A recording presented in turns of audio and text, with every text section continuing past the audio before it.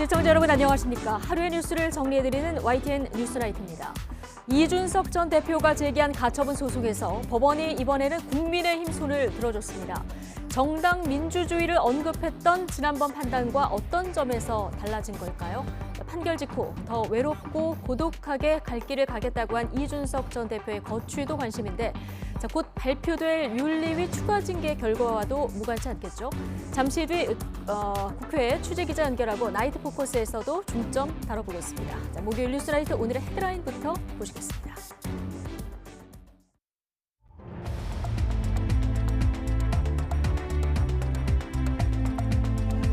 10월 6일 목요일 뉴스나이트 주요 뉴스입니다. 법원이 국민의힘 이준석 전 대표가 낸 가처분 신청을 모두 받아들이지 않으면서 정진석 비대위 체제가 안착할 수 있게 됐습니다. 이 전 대표에게 6개월 당원권 정지 결정을 내렸던 국민의힘 윤리위는 현재 추가 징계안을 논의하고 있습니다. 오전에 단거리 탄도미사일 2발을 발사한 북한이 오후 들어서 12대의 폭격기와 전투기로 편대를 이뤄 시위성 비행을 했습니다. 우리군은 F-15K 등 전투기 30여 대를 동원해 즉각 대응했습니다. 윤석열 대통령과 기시다 일본 총리가 25분간 전화통화를 갖고 도발에는 대가가 따른다는 메시지를 북한에 정확히 전달해야 한다는 데 뜻을 모았습니다. 또한 안보를 포함한 다양한 현안에 수시로 격의 없이 소통해 나가기로 했습니다. 유병호 감사원 사무총장의 문자 논란과 관련해서 윤 대통령은 감사원 업무에 관여하는 것이 법에 안 맞고 또 관여할 시간적 여유도 없다며 야당의 의혹 제기를 일축했습니다. 국기문란 사태라고 규정한 민주당은 국정조사까지 추진하겠다며 으름장을 놨습니다. 환율 방어를 위해서 달러를 쓰면서 우리나라 외화 보유액이 한 달 만에 200억 달러 가까이 감소해 금융위기 이후에 가장 큰 폭으로 줄었습니다. 당국은 문제가 없다지만 지금 같은 추세가 이어지면 마냥 안심할 수 없다는 지적도 나오고 있습니다. 가정폭력에 시달리던 40대 아내가 50대 남편이 휘두른 흉기에 찔려 숨졌습니다. 경찰에 가정폭력으로 4차례나 신고돼 분리조치와 접근금지 명령이 내려졌지만 끔찍한 범죄를 막지는 못했습니다. 법무부가 재범 우려가 큰 성범죄자들에게 훼손하기 어려운 특수전자발찌를 새로 만들어 지급하기로 했습니다. 미성년자 11명을 성폭행하고 이달 출소하는 김근식도 이 발찌를 차게 됩니다.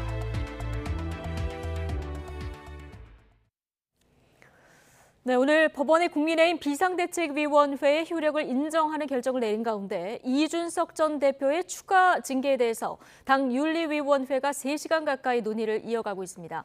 이 전 대표는 아직 윤리위에 출석하지 않았는데 오늘 징계 수위에 관심이 쏠리고 있습니다. 현장 연결해 보겠습니다. 엄윤주 기자. 네, 국민의힘 윤리위원회 회의실 앞에 나와 있습니다. 네, 곧 나올 윤리위 결정에 관심이 집중되고 있는데 윤리위 회의 현재 진행이 되고 있는 거죠? 네, 국민의힘 윤리위원회는 저녁 7시부터 지금까지 회의를 진행하고 있습니다. 앞서 지난 8월 당 연찬회에서 금주령을 어겨 윤리위에 넘겨진 권성동 전 원내대표가 저녁 8시쯤 직접 윤리위에 출석해 30분가량 소명하기도 했는데요.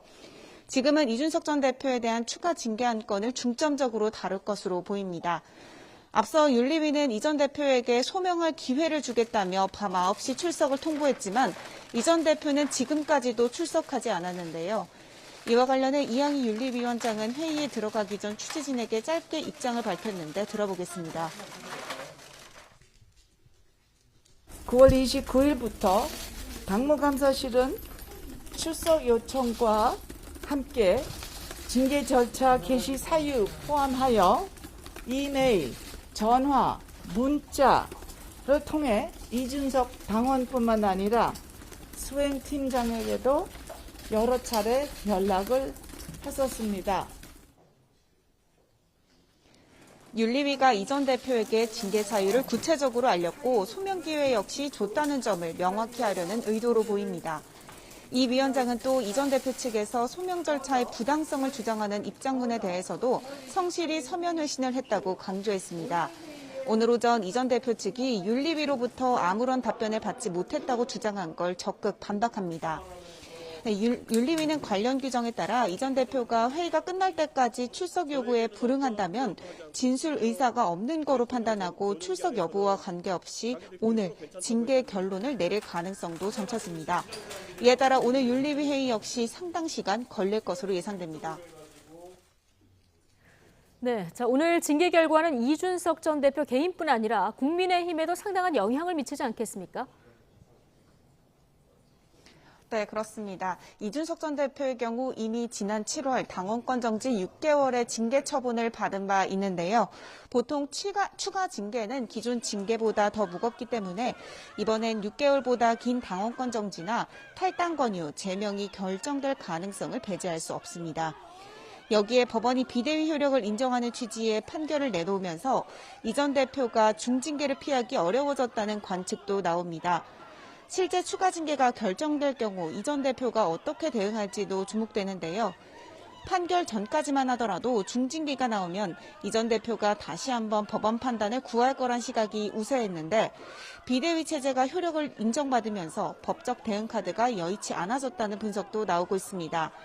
법원이 이 전 대표의 추가 징계가 부당하다며 이 전 대표의 손을 들어준다 하더라도 앞서 받았던 당원권 정지 6개월 징계는 그대로인데다 현 정진석 비대위 체제도 계속 유지되기 때문입니다. 결국 이준석 대표 체제의 복귀는 사실상 어려워졌다는 관측이 우세한 만큼 집권 여당의 차기 당권 경쟁도 본격화할 것으로 보입니다. 지금까지 국민의힘 윤리위 현장에서 YTN 엄인주입니다. 네, 자, 법원은 이준석 대표가 추가로 신청한 가처분에 대해서 각하 또는 기각했습니다. 비대위 요건을 강화한 당원 개정, 이후 출범한 정진석 비대위와 비대위원 효력을 다투는 3건의 가처분 신청을 전부 받아들여지 않았는데, 자, 법원이 지난번 주호영 비대위 때와 다른 판단을 한 지점은 어디에 있을까요? 강민경 기자가 전해드립니다. 국민의힘 정진석 비대위원장과 비대위원들의 직무 효력을 인정하고 당원 개정 과정에도 문제는 없다. 법원이 이번에는 이준석 전 대표가 국민의힘을 상대로 낸 가처분 신청을 하나도 받아들이지 않았습니다. 서울 남부지방법원은 이 전 대표가 지난달 8일부터 신청한 가처분 신청 3건을 모두 각하하거나 기각했습니다. 지난 8월 말 법원이 이 전 대표의 주장을 받아들여서 주호영 비대위에 제동을 걸었을 때와는 달랐습니다. 법원은 우선 국민의힘이 비대위를 출범하기 전에 당원을 바꾼 게 정당한지를 다툰 3차 가처분 신청에 대해서는 나머지 가처분 판단을 통해 알 수 있다며 각하했습니다. 이어 4차, 5차 가처분 신청에 대한 판단을 내렸는데 재판부는 우선 이 전 대표가 국민의힘을 상대로 가처분 신청을 제기할 자격이 없다고 했습니다. 새 비대위가 출범했으니 이 전 대표의 당대표 지위는 없어졌다는 국민의힘의 주장을 수용한 겁니다. 또 정진석 비대위원장과 비대위원들의 직무집행 효력을 정지해달라는 신청에 대해선 실체적, 절차적 하자가 없다며 기각 판정을 내렸습니다. 법원은 우선 정당 내부 조직과 권한을 어떻게 정할지는 정당의 자유 영역이라고 강조했습니다. 또 바꾼 당원이 헌법이나 법률을 위반하거나 사회 질서에 반하지 않는 한 정당의 의사를 존중해야 한다며 국민의힘의 새 당원에 이런 문제가 보이지는 않는다고 결론 내렸습니다. 게다가 바꾼 당원은 모호하고 논란의 여지가 있었던 비상 상황에 대한 규정까지 명확히 정리했으니 실체적 하자는 없다는 게 법원의 판단입니다. 법원은 또 이 전 대표 측의 주요 논리인 개정 당원의 소급 적용 문제, 즉 최고위원 사인의 사퇴 시 비상 상황으로 당원을 개정해놓고 이전 상황을 대입해서 비대위를 출범했다는 주장도 인정하지 않았습니다. 헌법의 소급 입법 금지를 정당 당원에 그대로 적용하긴 어려운 데다 지금도 최고위원들이 사퇴한 상황은 유지되고 있다는 게 법원의 지적입니다. 마지막으로 정진석 비대위원장의 국회 부의장 겸직 문제에 대해서도 절차상 문제가 없다고 판단했습니다. 두 번째 가처분 다툼에서 법원이 국민의힘의 손을 확실히 들어주면서 정진석 비대위 체제는 유지할 수 있게 됐습니다. YTN 강민경입니다. 네, 법원 결정으로 국민의힘은 석 달 만에 비대위 체제에 안착할 수 있게 됐습니다. 이 전 대표는 고독하게 자신의 갈 길을 가겠다는 짤막한 입장을 밝혔습니다. 정현우 기자입니다.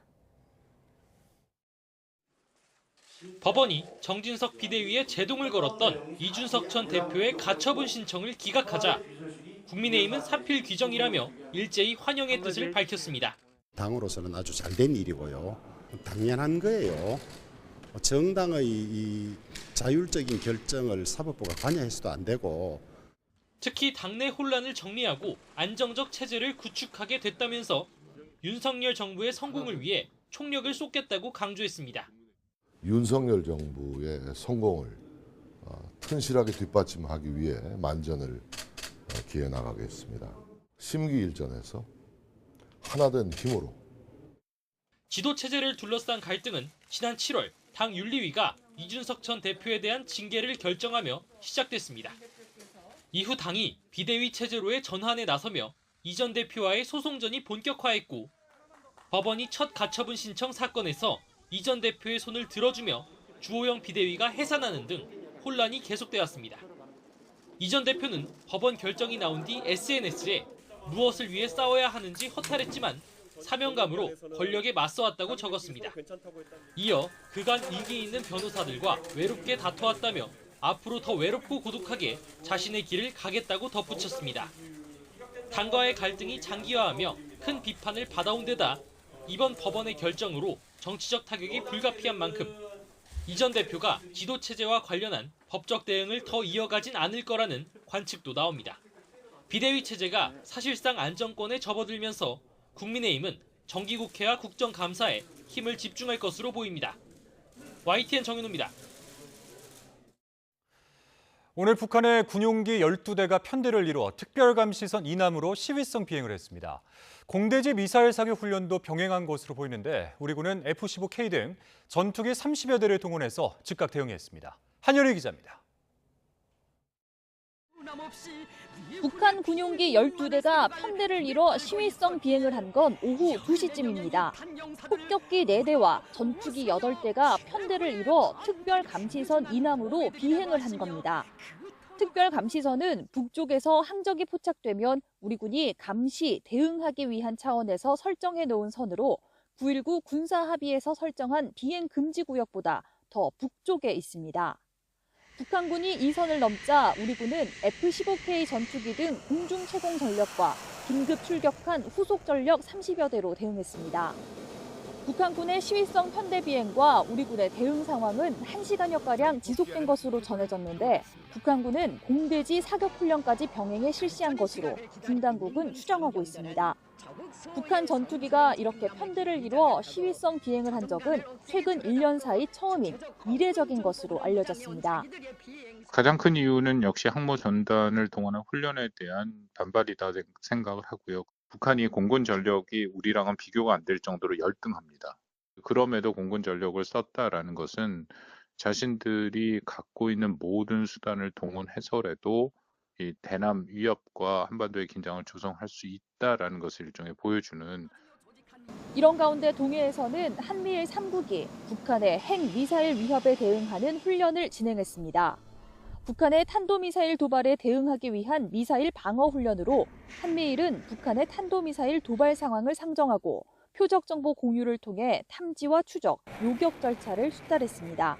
YTN 한연입니다. 네, 그리고 북한의 탄도미사일 발사가 오늘도 이어졌습니다. 최근 12일 사이에 벌써 6번째 발사인데요.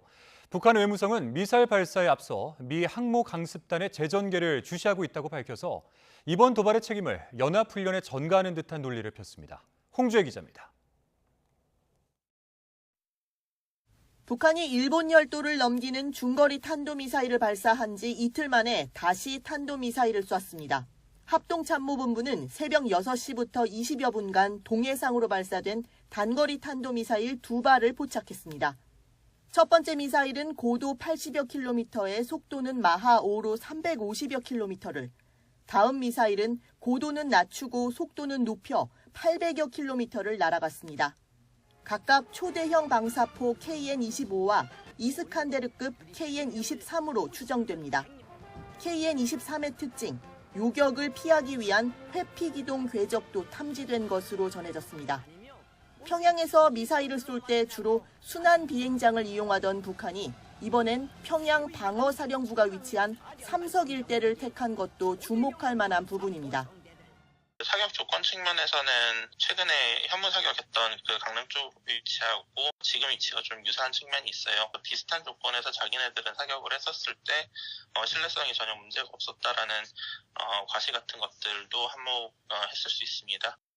전반적으로는 북한이 단거리 탄도미사일 개발 일정에 맞춰 완성도와 실전 운용성까지 점검하고 있다는 분석이 나옵니다. 이런 가운데 북한 외무성은 미국이 한미 연합훈련들에 대한 응당한 대응 행동 조치를 유엔 안전보장이사회에 부당하게 끌고 갔다며 최근 미사일 발사 책임을 미국 등에 떠넘겼습니다. 이어 미국 항모 강습단의 한반도 수역 재전개를 주시하고 있다고 밝혔습니다. 때문에 북한이 앞으로도 맞대응 성격의 무력 행위를 이어갈 가능성이 있습니다. ICBM이나 또는 핵실험이나 또는 SLBM이나 이런 것을 통해서 북한의 위상을 더 강화하고 세계를 향해서 우리는 완전한 핵국가라고 하는 것을 보여주고 싶은 그런 도발의 연장선상에서 이렇게 보여주었다. 또 북한의 도발에 대응해 지난 2017년처럼 미국의 항모 전단과 전략 폭격기 등이 동시에 한반도에 전개될 경우 북한이 더 예민하게 반응할 거란 전망도 제기됩니다. YTN 홍주혜입니다. 윤석열 대통령과 기시다 후미오 일본 총리가 전화통화를 통해서 북한의 무모한 도발이 중단돼야 하고 도발에는 대가가 따른다는 메시지를 북한에 정확히 전달해야 한다는데 인식을 같이 했습니다. 대통령실은 기시다 총리의 요청으로 두 정상이 오늘 오후 5시 35분부터 6시까지 25분 동안 통화를 했고 이 같은 공동 대응 방안을 논의했다고 밝혔습니다. 우선 두 정상은 북한 탄도미사일 발사가 심각하고 중대한 도발 행위라고 강력히 규탄하면서 북한에 대해 엄정하게 대응할 수 있도록 한일 양국이 협력해 나가자는 데 뜻을 모았습니다.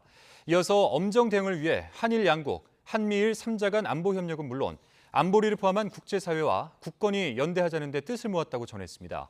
또한 두 정상이 지난달 유엔 총회를 계기로 이뤄진 회담 등 양국 관계에 긍정적 흐름이 있다고 평가하며 다양한 현안을 수시로 격의 없이 소통하는 등 외교적 노력을 계속하기로 했다고 덧붙였습니다. 현무2 미사일 발사 실패와 관련해서 군 당국은 미사일의 자체 결함 가능성을 추정하고 있다고 밝혔습니다. 낙탄 사고와 관련해 여당은 문재인 정부 책임론을 제기했고 야당은 군의 늑장 대응과 은폐 시도가 문제라고 질타하며 공방을 벌였습니다. 신준명 기자입니다. 김승겸 합참의장은 합동참모본부 국정감사에서 현무2 미사일 낙탄 사고는 현재로선 장치 결함이 원인으로 추정된다고 설명했습니다. 현재 초기 평가는 특정 어떤 장치의 결함으로 평가하고 있습니다. 김 의장은 낙탄이라는 우발적 상황에 대한 조치가 부족해 강릉 주민과 국민에게 심려를 끼쳤다며 고개를 숙였습니다. 그러면서 문제가 있다면 자신이 책임지겠다고 밝혔습니다.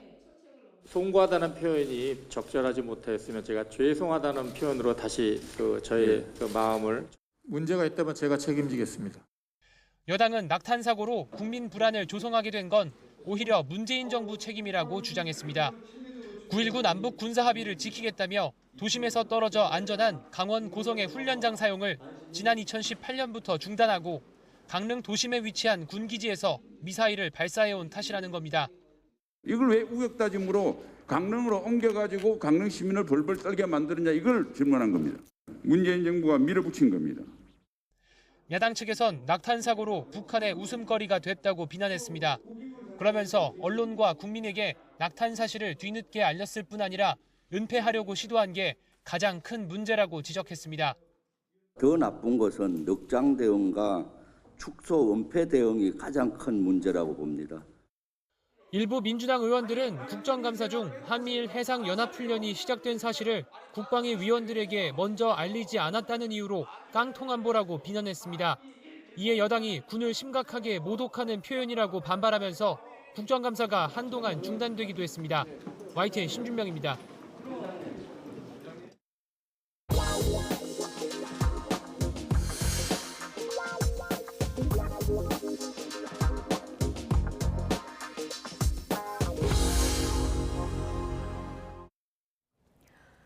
감사원 사무총장과 대통령실 국정기획수석 사이 문자 노출로 인한 파장이 커지고 있습니다.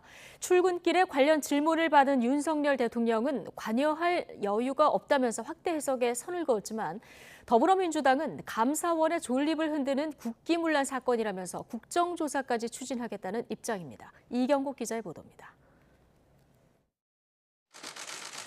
윤석열 대통령은 대통령실의 감사원 감사 관여 의혹에 대해 법에도 안 맞고 무리할 필요도 없다 생각한다고 일축했습니다. 감사원의 독립성이 철저한 감사를 위한 것인 만큼 이에 대해 관여할 시간적 여유도 없다고 말했습니다. 언론 기사에 나온 이런 업무와 관련해가지고 어떤 문의가 있지 않았나 싶은데요. 그 정도 관여할 만큼의 시간적 여유도 저는 없는 것으로 생각합니다. 이에 대해 더불어민주당은 정권의 사냥개, 반헌법적 국정농단이라는 표현을 쓰며 비판 수위를 끌어올렸습니다. 최재해 감사원장 사퇴, 유병호 사무총장에 대한 해임과 구속수사까지 촉구했는데 이 요구가 받아들여지지 않으면 국정조사를 추진하겠다며 으름장을 놓았습니다. 대통령실과 감사원의 유착은 정치적 중립이라는 감사원의 존립 근거를 흔드는 일대 국기문란 사건입니다. 반면 국민의힘 지도부는 관련 논란이 야당의 확대 해석이자 정치 공세라면서 공개 대응을 자제하고 있습니다. 그러면서 감사원의 서면 조사 요청을 거부한 문 전 대통령을 감싸기 위해 지푸라기라도 잡고 빠져나오려는 거라고 주장했습니다. 마치 대통령실과 감사원이 짜고 뭔가를 벌이는 듯한 그런 행위에 대해서 흑색 선전선동에 나서는 정쟁화되는 것은 반드시 막아야 합니다. 전현희 권익위원장에 대한 표적감사 논란, 문재인 전 대통령 서면 조사에 이어 대통령실과의 문자 논란까지 헌법상 독립기관인 감사원이 여야 정쟁의 한복판으로 빠져들고 있습니다. YTN 이경국입니다. 네, 법무부 감사가 진행된 법사위 국정감사에서는 한동훈 장관과 야당 의원들 사이 뜨거운 설전이 오갔습니다. 검수완박법과 민주당 이재명 대표의 성남FC 후원금 의혹이 도마 위에 올랐습니다. 정유진 기자가 전해드립니다. 여야는 본격적인 질의 전부터 감사원의 문재인 전 대통령 서면조사 통보를 놓고 충돌했습니다. 더불어민주당 김남국 의원이 감사원 대통령실 문자메시지 노출을 언급하자 여당 소속 김도읍 위원장이 국감 취지와 맞지 않는다고 제재하며 설전을 벌였습니다. 지금 말씀 내용이 고함 지르지 마시고 전체적인 내용이 지금 오늘 국정감사와 관련이 없다고 판단됩니다. 국정감사에 첫 참석해 눈길을 끈 한동훈 법무부 장관은 검찰 수사권 완전 박탈, 검수완박법을 두고 야당 의원들과 공방을 벌였습니다. 민주당은 윤석열 정부가 검사를 동원한 정치 탄압을 하느라 민생 사건 처리가 지연되고 있다고 지적했는데 일선 민생 사건을 처리해야 되는 검사와 수사관들을 다 이런 정치와 관련된 탄압 수사에 동원하고 있다라는 제보가 있어요. 한 장관은 지연된 원인은 민주당이 강행 처리한 검수완박 때문이라고 반박했습니다. 검수완박을 해놓으셨기 때문에 민생을 직접 수사하기가 참 어려워졌다는 점을 다시 한번 호소드리고 싶고요. 그리고 이게 지금 기존에 있었던 검수완박과 무슨 상관이 있습니까? 민생 수사에서 기본적으로 지금 마약 수사라든가 이런 거 투약 같은 거 못하게 해놓으셨잖아요. 국민의힘은 이재명 대표가 연루된 성남FC 후원금 의혹을 집중적으로 파고들었습니다. 이 대표의 수사를 놓고 질의가 이어졌는데 민주당은 정부가 야당을 향해서만 가차없이 사정의 칼날을 휘두르고 있다고 반발했습니다. 여러 가지 그 판례나 그동안의 업무 그동안의 관련 그 판례 예를 보면 이것은 제3대 뇌물 교부죄가 수수죄가 될 수밖에 없다. 그렇게 생각을 하고 있습니다. 어떻게 생각하십니까? 지금 이건 이재명 대표 겨냥한 수사입니다. 다음, 이거 중앙지검에 걸려있는 이재명 대표 겨냥 수사입니다. 다음, 수원지검에 걸려있는 이재명 대표 관련 수사입니다. 법무부에 대한 국정감사였지만 관련 질의보다는 한동훈 장관의 출석과 각종 현안이 뒤엉킨 난타전만 이어졌습니다. YTN 정유진입니다. 네, 과방위 국정감사장에서는 정부 여당의 사퇴 압력을 받는 한상혁 방송통신위원장과 정현주 방송통신심의위원장을 두고 설전이 오갔습니다. 여당은 과거 방송사 재승인 심사 과정에서 방통위의 직권남용이 드러났다면서 추가 고발을 예고했고, 야당은 정부 여당이 독립성을 보장해야 할 기관을 마구잡이식으로 흔들고 있다면서 맞섰습니다. 유화론 기자입니다. 방송통신위원회를 대상으로 한 국정감사에서 여당은 지난 2020년 TV조선 재승인 심사 때 방통위가 의도를 갖고 점수를 낮췄다며 직무유기라고 압박했습니다. 최초의 심사 결과를 뒤집고 점수를 의도적으로 낮게 이렇게 감점을 시켰다는 거는 처음부터 그 불이익이라는 결론을 정해놓고 점수를 조작한 거예요. 야당은 방통위에 대한 감사원 감사가 적법하지 않다며 감사 과정이 공정했는지를 검증해야 한다고 반격했습니다. 과연 구체적이고 명확한 사실관계 확인 없이 감사원을 동원한 마구잡이식 보복이 자행되고 있는 것은 아닌지를 반드시 확인해야 합니다. 윤석열 대통령의 비속어 논란을 두고도 여당은 MBC의 자막 조작이라며 제재를 촉구했고, 야당은 언론 탄압이라며 맞섰습니다. 방통위는 MBC의 공공성을 강화하기 위한 기재를 할 것인지, 그것이 아니라면 공공성을 저버린 MBC를 민영화할 것인지 대책을 저는 세워야 한다고 보고 있습니다. 잘못은 대통령의 실수인데 또는 대통령의 욕설인데 왜 혼나는 것은 MBC가 돼야 되는지, 그리고 부끄러운 것은 왜 국민이 돼야 되는지. 한상혁 방통위원장은 자신의 거취에 대한 거센 공세에도 임기 고수 입장을 분명히 했습니다. 방송통신위원회의 독립성을 보장하기 위한 것이고, 그 부분은 더 나아가서 이 공영방송의 독립성을 보장하기 위한 제도적 장치라고 생각을 합니다. 논란이 된 비속어 발언 보도에 대해 정현주 방심위원장은 관련 민원이 접수돼 있으며 절차에 따라 심의하겠다고 밝혔습니다. YTN 유환홍입니다. 대장동 위례 신도시 개발 의혹을 수사하고 있는 검찰이 당시 성남시장이었던 이재명 민주당 대표와 민간 사업자들의 이해관계는 서로 일치했다며 구체적인 관여 여부를 수사하고 있다고 밝혔습니다. 한동훈 법무부 장관은 이 대표를 겨냥한 검찰 수사가 편향적이라는 주장에 대해서 보복이나 표적 수사라는 프레임 자체가 말이 안 된다고 반박했습니다. 나혜인 기자입니다. 이재명 성남시의 부동산 개발 특혜 의혹을 재수사하는 검찰은 일단 대장동과 위례신도시 사업 모두 이 대표의 승인 절차를 거쳤다는 점을 분명히 했습니다. 당시 이 대표의 주요 공약이었던 만큼 막대한 이익을 노리고 뛰어든 민간 사업자들과 이해관계가 같았다고 강조했습니다. 사업을 성사시켜야 할 동기가 충분했다는 겁니다. 특히 위례 사업의 경우 성남시가 시의회 반대 때문에 포기한다고 공식 발표까지 해놓고 물밑에선 유동규 전 본부장을 통해 비밀리에 계속 추진했다고 주장했습니다. 검찰은 다만 이 대표가 대장동 일당과 특혜를 공모했는지는 증거관계를 잘 살펴 판단할 문제라고 말을 아꼈습니다. 유 전 본부장이 민간 사업자들과 부당이득을 꾀하는 것까지 알았는지 수사가 더 필요하다는 뜻으로 보입니다. 위례 신도시 비리 혐의로 이들을 추가 기소하며 유 전 본부장이 이 대표에게 사업 자료를 직접 보고하려 했다는 발언도 공소장에 적었지만 실제 보고가 이루어졌는지는 밝히지 못했습니다. 이 대표를 겨냥한 수사가 정치 탄압이자 보복 수사라는 민주당 주장에는 한동훈 법무부 장관이 대신 반박했습니다. 지난 정부 때처럼 청와대 캐비넷을 뒤져서 대변인이 발표한다든가 실장이 발표한다든가 아니면 적폐청산 TF를 부서마다 꾸려가지고 이렇게 없는 걸 후벼 파서 만들어내는 것이 아니거든요. 보복이라든가 뭐 어떤 그런 표적이라는 프레임 자체가 일반적으로 그렇게 상식적으로 형되는 구도는 아니라고 생각합니다. 검찰은 추가 기소된 정영학 회계사나 구속 상태인 유동규, 남욱 일당을 상대로도 필요한 수사를 이어가고 있습니다. 이 대표의 관여 여부를 규명하려면 당사자인 이들의 진술이 무엇보다 중요한 단서가 될 수 있기 때문입니다. 검찰은 유 전 본부장 등이 앞서 소환에 불응했을 땐 체포해 조사하기도 했지만 현재 추가로 체포영장을 청구할 필요까진 없어 보인다고 설명했습니다. YTN 나힌입니다.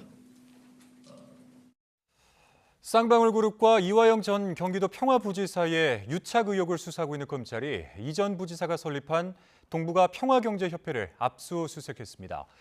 자, 현 이사장은 민주당의 이해찬 전 대표인데 검찰이 경기도와 쌍방울의 유착 의혹 쪽으로 수사를 확대하는 모습입니다. 윤성훈 기자의 보도입니다. 여의도 국회 앞 동북아 평화경제협회 사무실에서 검찰 수사관들이 빠져나옵니다. 쌍방울 의혹을 수사하는 검찰이 압수수색을 통해 추가 자료 확보에 나선 겁니다. 어떤 거 확보해서 가시는 겁니까? 집중 표적이 된 건 동북아 평화경제협회 사무처장인 A씨 사무실이었습니다. A씨는 이화영 전 경기도 평화부지사가 재임할 당시 경기도 대북 관련 사업을 총괄했던 국장급 인사로 알려졌습니다.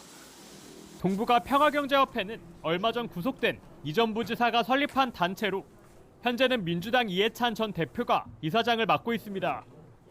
이해찬 전 대표도 압수수색 과정을 직접 지켜봤습니다.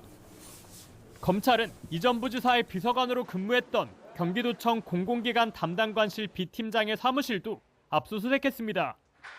이 전 부지사를 보좌하며 경기도 대북 관련 사업을 맡았던 A씨와 B씨를 동시에 겨냥한 겁니다. 검찰이 이 전 부지사와 쌍방울의 유착 의혹을 넘어 경기도와 쌍방울의 유착 의혹으로 수사 범위를 넓히는 모양새입니다. 그동안 검찰은 이 전 부지사가 대가를 받고 쌍방울 그룹의 대북 지원 사업을 도왔다는 의혹을 수사해왔습니다. 이 전 부지사가 지난 2018년 경기도 평화부지사로 취임한 이후 석 달 만에 동북아 평화경제협회는 국회에서 북한 광물자원 개발 포럼을 개최했고 이듬해엔 광물자원 협력 기획을 주요 사업으로 설정했습니다. 비슷한 시기 공교롭게도 이 전 부지사가 사회이사로 있던 쌍방울은 계열사 나노스를 통해 북한 광물 개발 사업 진출 계획을 발표했습니다. 이후 나노스는 북한으로부터 광물 사업권을 약정받아 주가 상승 효과를 누리기도 했습니다. 이 전 부지사는 지난 2018년 8월부터 올해 초까지 쌍방울로부터 법인카드 등 뇌물 2억 5천여만 원을 수수한 혐의로 최근 구속됐습니다. 결국 검찰의 관심은 민주당 이재명 대표가 경기지사로 있을 때 어디까지 개입했는지에 쏠려 있는 것으로 보입니다. YTN 윤성훈입니다. 충남 서산에서 가정폭력에 시달리던 여성이 남편에게 무참히 살해당한 사건이 있었습니다. 자, 앞서 경찰이 분리 조치도 하고 법원에서 접근 금지 명령도 내렸지만 이 끔찍한 범죄를 막기에는 부족했습니다. 전문가들은 수사기관의 더 적극적인 조치와 제도 개선이 필요하다고 목소리를 높이고 있습니다. 양동훈 기자입니다. 남편이 휘두른 흉기에 숨진 여성은 지난 한 달 동안 4차례나 경찰에 가정폭력 신고를 했습니다. 지난달 6일 처음 피해자가 흉기로 상해를 당했을 때 경찰이 바로 피해자 보호 조치를 했지만 범행을 막지 못했습니다. 스마트워치를 지급하고 파출소 순찰차가 순찰을 도는 등 범죄 피해자 안전 조치를 실시하였음에도 이런 불의의 사고가 일어난 점에 대해서 안타깝게 생각합니다. 법원으로부터 받아낸 접근 금지 명령도 소용없었습니다. 피의자는 법원의 접근 금지 명령을 위반한 혐의로 경찰 조사를 받던 도중 아내가 일하고 있는 이곳 가게를 또 찾아와 범행을 저질렀습니다. 신당역 스토킹 살인 사건과 마찬가지로 이 사건도 경찰 신고와 보호 조치가 있었지만 결과적으로 보호막이 되지 못한 겁니다. 전문가들은 경찰이 더 적극적인 분리 조치로 피해자 보호에 나섰어야 했다고 지적합니다.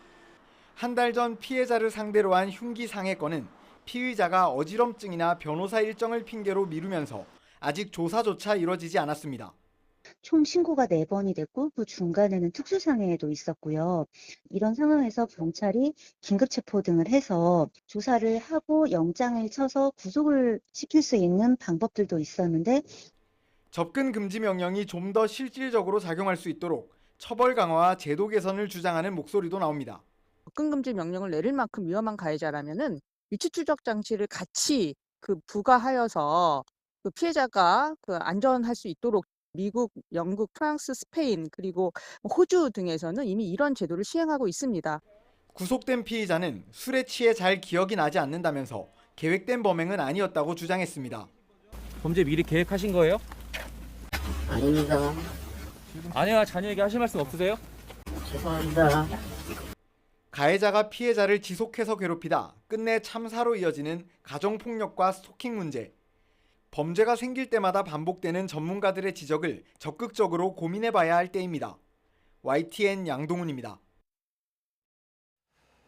법무부가 재범 우려가 큰 성범죄자들에게 훼손하기 어려운 특수 전자발찌를 새로 만들어 지급하기로 했습니다.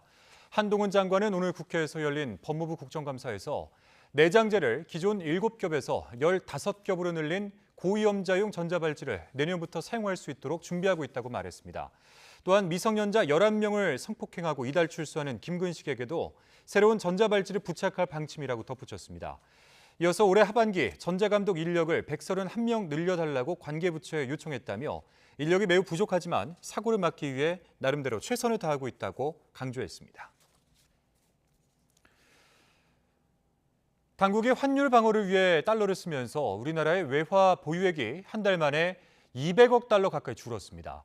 이 감소폭만 보면 금융위기 이후에 가장 컸는데 당국은 아직 걱정할 단계는 아니라고 설명했습니다. 조태영 기자입니다. 미국이 급격하게 기준금리를 높이면서 원달러 환율은 치솟기 시작했습니다. 올해 초 1,100원대였던 환율은 지난달에 1,400원에 벽마저 허물었습니다. 환율 안정을 위해 외환 당국이 시장에 개입하면서 외화 보유액은 급감했습니다. 지난달 말 기준 4,167억 7천만 달러로 한 달 전보다 196억 6천만 달러나 줄었습니다. 금융위기 때인 지난 2008년 10월 이후 역대 두 번째로 큰 감소폭입니다. 여기에 미국 달러화가 강세를 이어가면서 달러를 제외한 다른 통화에 환산 금액이 줄어든 것도 영향을 미쳤습니다. 당국은 문제 없다는 입장입니다. 외화 보유액 규모는 전 세계 9위에서 8위로 오히려 한 단계 올라섰을 정도로 충분한 자금을 유지하고 있다는 겁니다. 국가 신용 등급이 일본보다 높은 것도 긍정적인 지표입니다. 하지만 지금 같은 추세가 이어진다면 마냥 안심할 수는 없다는 지적도 있습니다. 외환 보유액 역시 심리적인 지지선이 있고요. 그게 한 4천억 달러라고 많이들 생각을 하고 있는데 4천억 달러 아래로 내려가면은 외환 시장에 어떤 심리적인 충격을 줄 수가 있어서 경제에 부정적인 영향을 미칠 수 있다라고. 이와 함께 무역 수지 적자가 이어지면서 국내 경제에 대한 평가가 나빠질 수도 있는 만큼 낙관론보단 선제 대응이 필요하다는 목소리가 나오고 있습니다. YTN 조태현입니다. 다음 소식입니다. 이 비트코인 같은 가상화폐 시장에서 국내 거래소 가격이 해외보다 높은 현상을 두고 김치 프리미엄이라고 합니다. 자, 이 점을 노려서 해외에서 사들인 가상화폐를 국내에서 팔고 또 그 돈을 해외로 불법 송금한 일당이 검찰에 붙잡혔는데요. 이 해외 송금 규모가 무려 1조 원 가까이 되는데 시중은행 지점장까지 가담했다고 합니다. 이윤재 기자가 보도합니다. 지하 주차장에 세워진 고가의 수입차. 한눈에 세기도 어려울 만큼 많은 돈다발도 쌓여 있습니다. 불법 외화 송금으로 챙긴 돈과 자동차입니다. 해외에서 넘겨받은 가상화폐를 국내 거래소에서 판 뒤 챙긴 9천억여 원을 중국과 일본으로 불법 송금해 수백억 원을 챙긴 혐의로 9명이 재판에 넘겨졌습니다. 비트코인 같은 가상화폐의 가격이 국내 거래소에서는 해외보다 많게는 20%까지 비싸게 거래되는 이른바 김치 프리미엄을 노려 범행한 겁니다. 기본적으로 김치 프리미엄이라고 불리우는 우리나라 시장에서 가상자산이 외국보다 특히 비싸게 팔리는 이 현상이 배경이 되어 있습니다.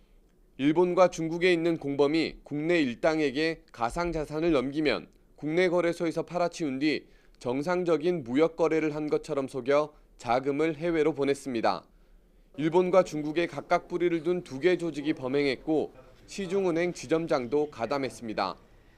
지점장은 의심 외환 거래 경보를 무시하도록 하고 검찰 수사 내용까지 전달하면서 현금 등 2,500만 원을 챙긴 거로 드러났습니다. 이 은행 내부에서의 어떤 경고 시스템이 발동했을 때 이를 무시하도록 하거나 공범들에게 이를 회피할 수 있는 방법을 가르쳐주기도 하는 등 매우 적극적으로 관여한 것으로 확인되었습니다.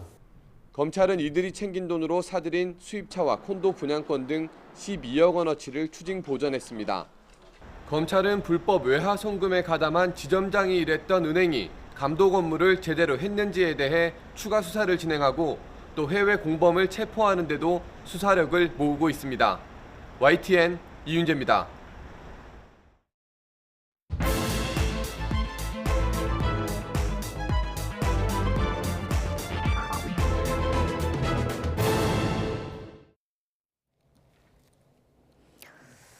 네, 정치권 관심 뉴스를 진단해보는 나이트 포커스. 오늘은 노동일 경희대 교수 그리고 김상일 정치평론가 두 분 모셨습니다. 어서 오십시오. 안녕하세요. 예, 안녕하십니까. 오늘 국정감사 중에는 법사위 국감이 상당히 뜨거웠습니다. 한동훈 법무부 장관의 국감 대비 전인 만큼 시작하기 전부터 관심이 높았었는데요. 예상대로 야당 의원들과 신경전이 팽팽했습니다. 주요 발언 먼저 듣고 오시겠습니다. 일선 민생 사건을 처리해야 되는 검사와 수사관들을 다 이런 정치와 관련된 탄압 수사에 동원하고 있다라는 제보가 있어요. 전혀 사실이 아니고요. 사실이 일단 아니다. 검수완박을 해놓으셨기 때문에 민생을 직접 수사하기가 참 어려워졌다는 점을 다시 한번 호소드리고 싶고요. 기존에 검수완박과 무슨 상관이 있습니까? 민생 수사에서 자, 기본적으로 그림 지금 다섯 마약 번째 수사라든가 PPT 이런 거 한번 투약 같은 거 못하게 띄워주실까요? 해놓으셨잖아요. 대한민국 국회 양대 정당 그리고 거의 모든 국회의원이 전부 다 속으로 중요범죄 수사를 못하게 하려는 의도와 속마음을 갖고 있었던가요? 저 당시에? 위원님, 그 생각이 아니셨습니까, 진짜? 그럼 왜 이거 하셨습니까? 그러니까 대한민국 국회의원 전부 다가 그랬다는 거죠? 아니죠. 저한테 묻지 마시고. 다른 의원님도 그렇게 생각 안 하시잖아요. 그러니까 나중에 참석 안 하신 것 아닌가요? 네, 오늘 두 야당 의원과 설전을 벌이는 한동훈 법무부 장관의 모습 보고 오셨는데 결국 검수완박 결론, 공방 결론이 이제 맺어지는 모습 보셨습니다. 김승원 의원이 정부가 검사를 동원한 정치 탄압을 하느라 지금 민생 사건 처리가 지연되고 있다 이렇게 얘기를 하니까요. 한동훈 장관이 무슨 소리냐. 검수완박법 때문에 지금 민생 사건 처리를 못하고 있다 이렇게 바로 맞받았거든요. 어떻게 들으셨습니까? 뭐 민주당 의원 전부에 일반화시킬 수는 없지만 한동훈 장관과 대결해서 민주당 의원들이 별로 이렇게 좋은 승점을 얻지 못한다. 이런 얘기도 있는 것은 오늘 저상황에서 보이는데요. 네. 이유가 첫 번째 그런 제보가 있습니다 그랬죠. 언론사에도 제보가 많이 오는데 그거 다 보도하지 않지 않습니까? 사실 확인을 철저히 거치고 사실 확인이 된 것만 보도하지 않습니까? 국회의원도 마찬가지죠. 제보가 있다 그러는데 그런 제보는 여러 가지 다른 의도를 가지고 한 것도 있을 수 있고요. 그렇기 때문에 현장 확인을 거쳐야 되는 것인데 그러지 않았다는 생각이 들고요. 두 번째는 민생 사건이 처리가 지연되고 있다. 그건 굉장히 맞습니다. 맞는 말인데 네. 그건 지금 이루어진 것이 현재 있는 것이 아니고 예전에 검수완박법 이전에 검경 수사권 조정이 한 번 있었죠. 그래서 중요 사건들만 빼고 나머지는 전부 경찰에게 수사권을 종결권을 줬잖아요. 그때부터 시작된 문제입니다. 현장에서 변호사와 검사와 판사들이 다 아는 얘기거든요. 경찰도 마찬가지고요. 모든 사건을 저희 1차적으로 경찰에 종결해야 되니까 경찰이 너무 과부하가 걸리는 거예요. 수사경찰들한테. 네. 그래서 1년, 2년 끄는 사건들이 보통이고 경찰들도 또 매듭을 지어야 되는데 최종적으로 자기들이 책임을 져야 되잖아요. 예전엔 검사에게 밀어버리고 일단 수사한 다음에 종결을 검사가 했으니까 검사에게 밀어버리면 되는데 법적인 판단은. 그것도 어려우니까 그냥 부지하 세월로 끈다는 얘기가 오래전부터 나왔었던 얘기입니다. 그러니까 김승원 의원이 그런 현장을 확인 안 했다는 게 분명히 있는 것이고요. 구체적인 팩트를 가지고 질문을 해야 된다. 그렇죠. 예. 그러니까 실제로 어떤 사건을 보자면 고소 고발을 하잖아요. 그럼 한참 끌다가 경찰에 전화가 온다는 거예요. 고소 취하해달라고. 예. 고소 고발 이제 취할 의사가 없냐고. 그리고 또 한 가지는 고소인과 고발인들에게 증거를 수집해오라고 그런다는 거예요. 워낙 인력이 딸리고 뭐 역량도 좀 부족하고 예. 아직 그런 것들이 지금 그런 상황인데 현장에서 마치 무슨 검사들을 정치 탄압에 동원하기 때문에 민생 사건 처리가 안 된다. 이거는 정말 초점을 잘못 맞춘 거죠. 예. 현장을 확인 안 한 문제라고 생각합니다. 예. 자, 이 부분은 제가 조금 반론하시겠습니까? 설명을 예. 좀 드려야 될 게 있는 게 지금 김승원 의원이 지금 질문을 한 게 뭐냐면 올해 6월, 7월, 8월의 통계를 가지고 질문을 한 거예요. 근데 네. 한동훈 장관이 검수완박을 이야기한 거는 좀 말이 안 되는 거죠. 김승원 의원을 무조건 이기겠다는 발로해서 답변을 한 겁니다. 6월, 7월, 8일이면 검수완박하고 상관이 없죠. 9월 10일부터 시행이 됐으니까. 김승원 의원은 이게 정치 탄압 수사를 많이 하느냐 이 얘기를 하고 싶었던 것 근데 같은데요. 그 통계를 예. 들이댄 거는 6월, 7월, 8월 통계를 가지고 예. 들이대서 이야기를 한 거예요. 그러니까 원래대로 답변하려면 우리 교수님께서 말씀하신 대로 검경 수사권 조정 때문에 이렇게 됐습니다라고 이렇게 얘기를 하면 맞는 거예요. 근데 지금 한동훈 장관의 자세는 무조건 앞에 있는 의원을 내가 이겨야 된다라는 자세가 있기 때문에 검수완박으로 바로 들어가게 된 거예요. 물론 결과적인 모습은 똑같을 수도 있습니다. 검경수사권 조정이나 검수완박으로 일컬어지는 법이나 그럴 수 있습니다. 그렇지만 어쨌든 한동훈 장관이 답변하는 거에서 검수완박으로 답변을 했다는 것은 네. 처음부터 끝까지 질문을 다 듣거나 질문을 다 파악하지 않고 자기 주장을 피려는 자세에서 비롯된 것이다. 이 부분은 제가 지적하지 않을 수가 없는 부분인 거죠. 예, 좀 태도 문제를 조금 지적을 해주셨는데. 아니, 그리고 저거에 대한 질문의 통계가 네. 6월부터 8월까지 올해. 그때는 수사권만 조정된 그렇죠. 상황이고 예, 검수완박법은 통과가 되기 전이다. 이 얘기를 좀 해주셨는데 또 하나 헌재 권한쟁의 심판 때 한동훈 법무부 장관이 직접 나가서 변론을 하지 않았습니까? 그래서 검수완박법이 정치인들이 범죄 수사를 피하려는 잘못된 의도로 만들어진 법이다 이런 얘기를 했는데 권칠승 의원이 이 발언을 오늘 좀 문제를 삼으면서 질문을 했어요. 한동훈 장관은 국민이 이해하기 쉬운 용어를 쓴 거다. 한 발짝도 안 물러서고 답변을 했는데요. 이 부분은 어떻게 들으셨습니까? 아마 이제 그 한동훈 장관의 의견에 찬성하는 분들, 특히 이제 이 검수완박 법률이 이제 위헌성이 있다 이렇게 생각하시는 분들은 너무너무 속 시원한 얘기했을 거예요. 저도 그걸 이제 다 봤는데요. 네. 그러니까 예를 들어서 입법 동기에 대한 건 한 장관의 의견입니다. 그거는 의견이니까 뭐 그건 탓할 건 없어요, 사실은. 그리고 또 사실 우리가 지켜봤지만 여러 절차상 문제점이 분명히 있었지 않습니까? 예. 뭐 꼼수 탈당 있었고 또 회기 쪼개기, 국무회의 연기하고 이런 식의 그 정말 보통 상식으로 생각하기 어려운 그런 절차들을 거쳤기 때문에 위헌성이 있다고 생각할 겁니다. 그리고 이제 한 장관의 말을 딱 보면 맞아 저건 위헌 법률이니까 헌법재판소가 분명히 위헌 결정할 거야 기대하는 분들이 많은데 네. 그건 이제 저 몇 가지는 저 분명하게 법적으로 말씀드리면 이거는 위헌 법률 심판이 아닙니다. 예. 권한쟁의 심판이에요. 네. 그러니까 만약에 위헌 법률 심판, 위헌 법률에 의해서 국민의 기본권이 침해됐다, 위헌 법률이다라고 선언하면 위헌이 되는데 이건 권한쟁의 심판, 즉 국회가 예. 검사의 수사권을 침해했느냐 이게 쟁점이거든요. 네. 그러니까 설사 위헌적이라 하더라도 여기 권한쟁의 심판에서 위헌이라는 법률이 위헌이라는 그 나오기는 어렵습니다. 거의. 아, 그렇군요. 혹시 기대적으로 네. 기대를 또 하신 분들이 있으면 너무 그렇게 좀 이렇게 찬물 끼얹는 자신하고 것 같은데. 있지만 이거는 예, 권한쟁의 심판이기 때문에 그렇습니다. 예, 예. 성격이 권한쟁의 심판이기 때문에 이것은 여기서 위헌 나오기는 어렵다. 네. 그런 거 먼저 말씀드리고 예. 또 아까 말씀드린 거 다 봤는데 저는 그 한동훈 장관이 모도발을 하는 그 부분을 보면서 조금 의아했습니다. 그거는 정치적 경문이에요, 사실은 그것들은. 그건 정치적 주장입니다. 아까 말씀드린 의견이니까. 법리적 다툼이 아니에요. 권한쟁의 심판에서는 법리적 다툼을 해야 되는데 물론 이제 그 이후에 뭐 실제로 이제 그 헌법재판관들과 이제 질문 답변하고 이런 걸 할 때 또 상대방과 이제 그 공방을 벌일 때는 법리적 다툼을 했지만 그 앞부분에 한참 길게 얘기한 여기 나온 것들은 정치적 수사지 법리적 얘기가 아니더라고요. 네. 저도 그래서 좀 의아하다. 분명히 저도 아까 말씀드린 또 위헌적 법률이고 위헌성이 예. 있고 하는 건 수긍을 하는데 그거 뭐 정치적 동기로 뭐 정치인들이 수사 안 받기 위해서 이렇게 한 거다라는 게 하는 것은 네. 의견이면서 너무 정치적 견해를 저렇게 피력하는구나 싶어서. 헌재에서 변론인데 너무 정치적 그러니까요. 수사였다. 예, 너무 정치적 수사로 나간 거 아닌가 싶어서 좀 아쉬운 부분이 있었습니다. 예. 뭐 김상일 평론가 덧붙이실 말씀 있으십니까? 예, 저는 뭐 교수님 말씀에 상당 부분 동의를 하는 사람이고 이 법안을 추진할 때 반대의 의견을 많이 낸 사람이에요. 이렇게 예. 빠르게 할 것이 아니다. 굉장히 신중하게 국민과 함께 국민의 동의 속에서 해야 하는 것이지 그렇지 않다면 오해를 받을 수도 있고 국민의 피해를 줄 수도 있다.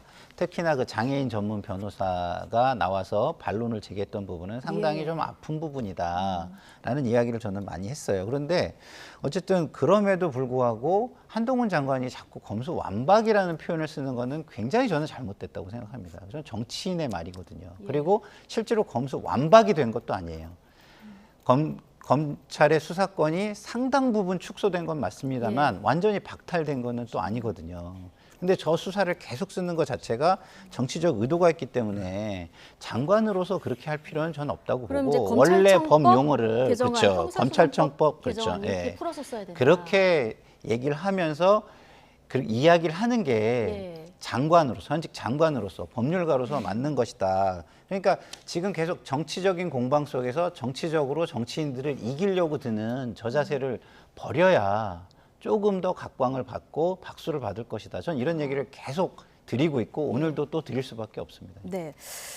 자, 민주당 의원들과 한동훈 장관, 근데 국회에서 부딪힐 때마다 늘 태도 문제를 두고 좀 공방이 있었는데요. 오늘은 신경전을 벌이면서도 조금 부드러워진 것도 같았습니다. 전현직 법무장관의 묘한 신경전까지 잠시 보고 오시겠습니다. 뉴욕 남부지검에서 그리피스를 기소하면서 법원에 제출했던 자료가 있습니다. 제가 어렵게 구해봤습니다. 영문으로 되어 있는 한 5, 60페이지짜리 자료인데 이 자료를 보면 한번 화면 한번 좀 봐주시겠습니까? 예.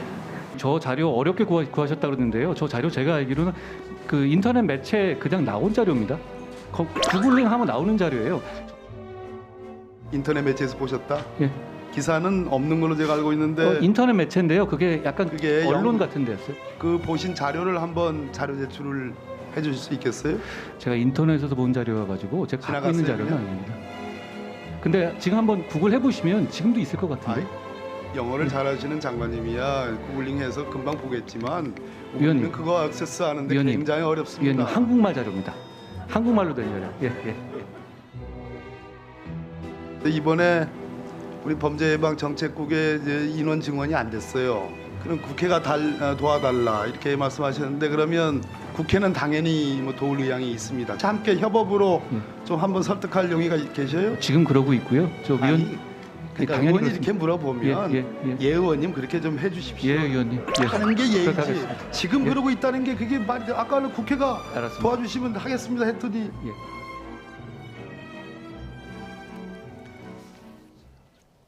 네. 자, 얘기를 좀 이어가 보겠습니다.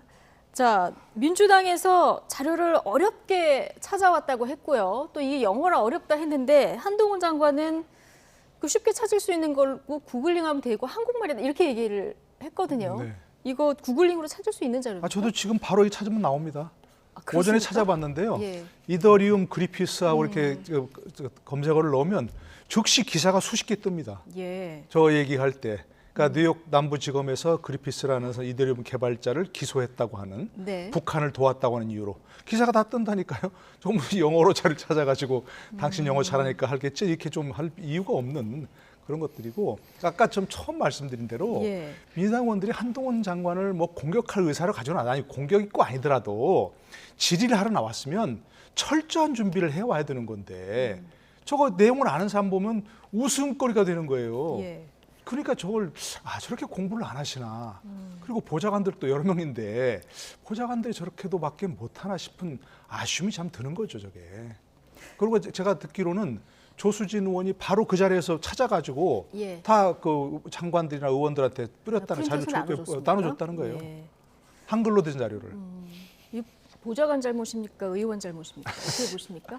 글쎄 저는 뭐 일단은 보좌관이 보고를 그렇게 했는지는 제가 잘 모르겠지만 그렇다고 해서 의원의 잘못을 아니다라고 말할 수는 저는 없는 것 같아요. 왜냐하면 국감이라는 게 뭡니까? 1년에 한 번 있는 큰 국민에게 정부의 한 일을 낱낱이 보고하고 그것의 잘잘못을 가리는 큰 행사입니다. 가장 큰 행사예요. 예. 그러면 국회의원으로서 이 가장 큰 행사를 준비하는 자세 이런 게 존재해야 되지 않습니까? 예. 저런 실수가 다 준비하고 열심히 노력한 걸 한순간에 모두 다 희화시켜 버리거든요. 예. 지난번에 3M 그렇죠. 이모 예. 교수 예? 잘못해서 그게 개씨였으면 계모 교수가 될 뻔했잖아요. 네. 예? 그러니까 이런 거 하나가 어떻게 모든 것을 희화시킬 수 있는지 이미 경험을 다 했는데 똑같은 실수를 지금 하고 있다는 것은 더더욱이 제가 볼 때는 굉장히 그 책임에 대해서 엄중하게 예. 되돌아보고 느껴야 될 부분이다 이렇게 생각이 들어요. 오늘도 조금 아쉬운 대목이 있었다 이렇게 평가를 해주셨는데 그런데 말속에 다 뼈가 있긴 한데요. 오늘 얘기를 들어보면 민주당 의원들의 말투가 조금 진짜 박범계 의원 얘기한 대로 좀 부드러워진 것 같기도 하고요. 그리고 김의겸 의원이 한 질문을 박범계 의원이 또 넘겨받아서 이렇게 질문을 하지 않습니까? 뭔가 좀 전략적으로 대응을 해야 되겠다 이렇게 생각을 한 것 같습니다. 당연히 이제 과거의 경험으로부터 배우지 못한다면 그분들은 좀 뭐 굉장히 좀 문제가 있는 거죠. 그러니까 뭐 전략적인 어떤 뭐 질문의 방법, 그 다음에 팀 플레이의 방식 이런 거를 고민했을 거라고 좀 생각이 들고요. 그렇게 했는데 뭐 그럼에도 불구하고 너무 공격해야 되겠다는 의욕이 좀 앞섰던 것 아닌가, 우리 교수님 말씀해 주신 것처럼. 그래서 본질이 사라지고 본인들이 너무 과도한 의욕이 앞서는 상황에서 저런 것들을 확인하고 이런 것들을 소홀히 할 수밖에 없는 의욕 때문에 그거에 확신으로 먼저 점프를 해버리고 이런 것이 아니었는가, 이런 부분에서 정말 좀 아쉽다 이런 생각이 좀 듭니다. 예. 그러니까 그 말씀드린 대로 사실은 청문회 석상에서부터 그렇고 너무 그 민주당 의원들이 한동훈 뭐 소통령 이래가면서 뭐 과도하게 이렇게 공세를 취한 부분이 분명히 있거든요.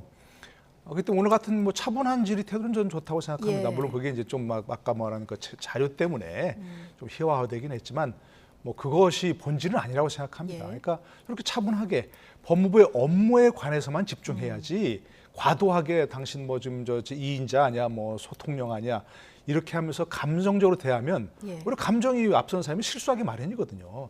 그러니까 그럴 필요는 없다. 이제부터라도 조금 차분하게 법무부 업무에 관해서만 얘기를 하고, 그리고 한동훈 장관도 저는 아까 말씀드린 여러 가지 뭐 긍정적인 측면도 있다고 생각합니다. 예전에 뭐 국회의원들이 말도 안 되는 질문해도 예, 뭐 좋은 말씀입니다 이렇게 하고 넘어가지 않고 논쟁을 벌이는 거, 정말 제대로 된 치열한 논쟁을 벌이는 거 참 좋다고 생각합니다. 그런데 한동훈 장관은 이제 검사가 아니에요. 국무위원, 장관이라고 하지만 국무위원이거든요. 검사 때는 피의자를 무슨 수를 써라도 제압하는 게 아마 최고의 덕목이었을 겁니다. 뭐 설득을 하든 고함을 지르든 뭐 증거를 들이대든 해가지고. 그러나 지금은 이제 장관이자 국무위원으로서, 장관은 법무부의 업무만 책임지지만 국무위원은 국정 전반에 관해서 국무회의 구성원으로서 심의하고 의결하는 그런 위치에 있는 것이거든요. 그렇다면 그 의원들을 대할 때도 저는 좀 전략적인 정무적인 그런 부분이 있어야 된다고 생각합니다. 무조건 뭐 옳으신 말씀입니다 이렇게 넘어갈 건 아니지만 꼭 모든 사안에 있어서 하나하나 따박따박 해가지고 그 사람들 다 굴복시켜야 할 그런 피의자가 아니라는 거예요, 더 이상. 그러니까 그런 면에서는 조금 한동훈 장관도 이제 조금 뭐 더, 그러니까 뭐랄까요, 뭐 오가는 말이 오는 말이 고와야 가는 말이 곱겠지만 한동훈 장관 측에서도 정무적인 그런 위치에 있다, 본인 위치가 국무위원인 만큼 그것을 좀 자각해야 한다고 생각합니다. 정치적 발언보다는 조금 더 국무위원에 맞는 답을 했으면 좋겠다. 양쪽 다 얘기를 해주셨습니다.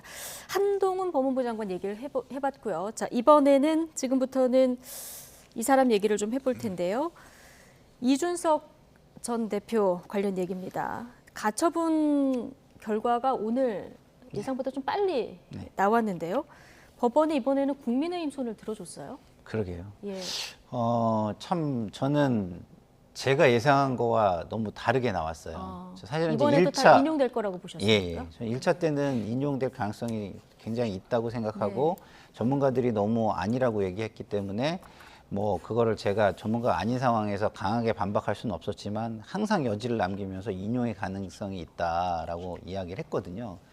근데 이번에는 더더욱이 제가 좀 약간 그럴 거라는 생각이 강했어요. 그런데 전혀 다른 결과가 나오면 기각이 돼 버렸습니다. 그리고 그러니까 결정문을 봐도 이게 좀 약간 논리가 상당히 좀 약간 억지스럽다라는 느낌이 드는 논리가 상당히 많아요.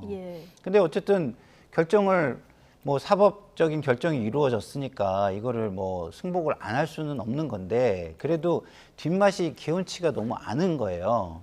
왜냐하면 소급에 관해서도 웬만하면 쓰지 않을 것 같은 부진정 소급의 논리를 가져오고, 그리고 어떤 뭐 이준석 그 대표가 현재 대표가 아닌 것처럼 실질적인 어떤 손실이 없다, 그래서 처분의 실익이 없다라는 이야기를 하고, 이런 논리는 뭐냐면 과거의 윤리위의 결정을 완전히 없던 걸로 하고 새롭게 만들어진 상황을, 그러니까 당원이 개정된 이후에 새롭게 만들어진 된 예. 상황만 보겠다.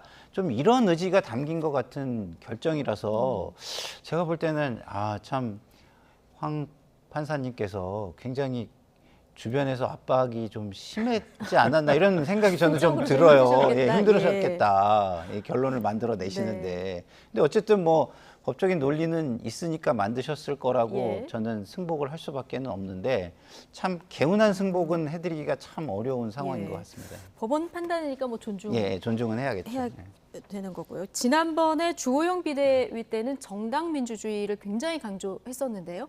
이때하고 약간 다른 결의 판단이 나오긴 했는데 하나 달라진 게 이제 그 3차 가처분에 걸려 있는 당원 개정, 그 비대위의 요건을 조금 구체화한 이 부분을 법원이 어떻게 해석을 할 것인가, 이 부분이 관건이었는데요.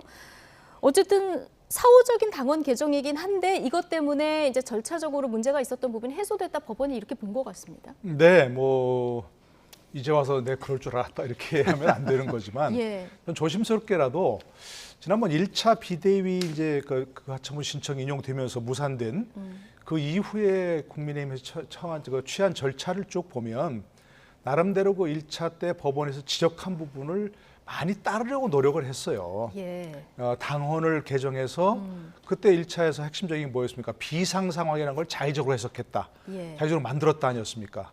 그러니까 그걸 비상 상황이란 걸 예를 들어서 선출직 뭐 최고위원들 4명이 뭐 고리됐을 때 이런 식으로 명확하게 했기 때문에 그 점도 당원 이번에도 지적을 했죠. 그 이번 판단에서 명확하게 되었다 하는 것이 있고, 당원 개정을 위해서 여러 가지 정부 설치하고 그 이후에 여러 가지 만든 것도 여러 가지 절차적으로 어떤 법원 판단에 충실하려고 했던 그런 부분이 있기 때문에 나름대로 노력을 했다는 것을 예. 반영한 것 같고요. 법원이 인정을 한 예. 것 같다. 그러니까 예. 정당 민주주의 지난번에 강조했는데 이번에도 좀 마찬가지라고 생각하는 것이요. 그러니까 웬만하면이란 말이 법적으로 얘기하면 네. 그 당헌을 새롭게 만든 그것이 헌법의 헌법이나 법률에 위반되거나 네. 사회질서 위반되는 내용이 아니라면 정당에서 그 정당 민주 절차에 따라서 개정한 것은 효력을 인정할 수밖에 없다. 예. 이런 얘기고 있기 때문에 뭐 크게 그 이 과거의 궤도에서 벗어나거나 그러지는 않았다고 생각합니다. 김상일 평론가는 아마 뭐그 법원에서 굉장히 고심을 많이 했다고 생각하는데 나름대로 고심한 건 뭐 예. 당연하겠죠. 근데 뭐 외부의 압력 때문에 뭐 그럴 것이라고 생각지는 않고요. 저는 이번이 오히려 지난번보다 더 타당한 결론이라고 생각합니다. 왜냐하면 정당은 그야말로 자율적 결사체이기 때문에, 자발적 결사체이기 때문에 예. 법원이 되도록 개입하지 않는 게 맞는 것이고요. 예. 그리고 이제 아까 얘기하신 또 소급 입법 금지 얘기는 말 그대로 소급 입법 금지입니다. 국회에서 법을 만들 때 소급해서 국민의 재산권이나 기본권을 박탈하지 말라, 이런 취지지 이건 입법이 아니라는 것이거든요. 이거는 입법. 당헌이기 때문에 정당 내부에서 얼마든지 그것이 무슨 터무니없는 헌법이나 법률을 위반하는 내용을 가진, 사회질서 위반하는 내용을 가진 그런 당헌이 아니면 그런 개정한 것은 당내에서 인정해야 된다. 네. 뭐 그런 취지이기 때문에 저는 이번이 오히려 더 타당한 결론이라고 생각합니다. 아니, 결정이 나온 사안에 대해서 뭐 이렇게 자꾸 얘기하는 게 적절치 않을 수는 있지만 오히려 결정이 나왔기 때문에 미래는 또 다르기를 바라면서 제가 말씀을 드리면 어떤 조직이든 민주주의 사회 하에서 어떤 조직이 있고 그 조직이 만들어낸 게 상위의 법들 체계 아래에 있는 것이면 그 또한 법으로 우리가 인정을 해요. 그래서 법원에서 판결을 할 때 조직 내에 정관이라든가 이런 걸 다 법에 준해서 해석을 해가지고 다 판결을 합니다. 그렇기 때문에 그 얘기는 무슨 얘기냐면 상위법의 틀 안에 있느냐 없느냐들을 다 보는 것이고 그 아래에 있는 것은 하위법으로 인정을 해주고 있는 것이죠. 그런 차원에서 보면 제가 볼 때는 정당의 당원, 당규는 당연히 어떤 법적인 성격을 가지고 있는 거예요. 네. 위임된 범위 한에서는. 그렇기 때문에 저것이 소급해서 만들어질 때 당의 안정성이나 어떤 그 사회의 질서까지도 해치는 것까지 저는 나갈 수 있는 위험이 있다라고 저는 생각하고요. 입법의 상황과 좀 비슷하게 해석을 그렇죠. 했어야 된다, 이렇게 보시는 거군요. 그렇죠. 예. 그렇기 때문에 부진정이라는 어떤 용어까지 가져오게 되는 상황이 됐다라고 저는 생각하고, 저는 그럼에도 불구하고 굳이 이 결정을 좀 이해할 수 있는 부분이 있다라고 한다면 권성동 원내대표가 사퇴했다. 예. 그러니까 선출직 한 사람은 정지 상태고 그것을 승계받아 가지고 대행할 수 있을 정도의 민주적 권위와 정통성을 가진 사람마저도 사퇴를 했기 때문에 그 상황에서는 비상 상황으로 봐준 것이 아닌가, 뭐 저 나름대로 그렇게 좀 이해할 수 있는 부분은 있는데요. 그럼에도 불구하고 저는 좀 안타까운 게 이거를 전당대회를 통해서 해소를 했거나 아니면 당원 소환제에 의해서 해소를 했다면 얼마나 좋았을까. 예, 당원 소환제라는 건 엄연히 있는 거니까. 그렇죠. 예. 그리고 그것이 기존의 권위와 정통성을 가진 당대표의 어떤 그 문제를 해결하는데 그 정도의 똑같은 정도의 권위를 가지고 해결할 수 있는 제도이기 때문에 그 정도의 권위를 가진 제도를 이용해서 해소를 했다면 얼마나 좋았을까. 이런 아쉬움은 굉장히 저는 끝까지 남습니다. 예. 어쨌든 법원 판단을 내려졌고요. 정진석 비대위 체제를 유지할 수 있게 된 국민의힘, 그야말로 기사회생을 하게 됐는데요. 자, 국민의힘 지도부 반응도 잠시 듣고 오시겠습니다. 당연한 거예요.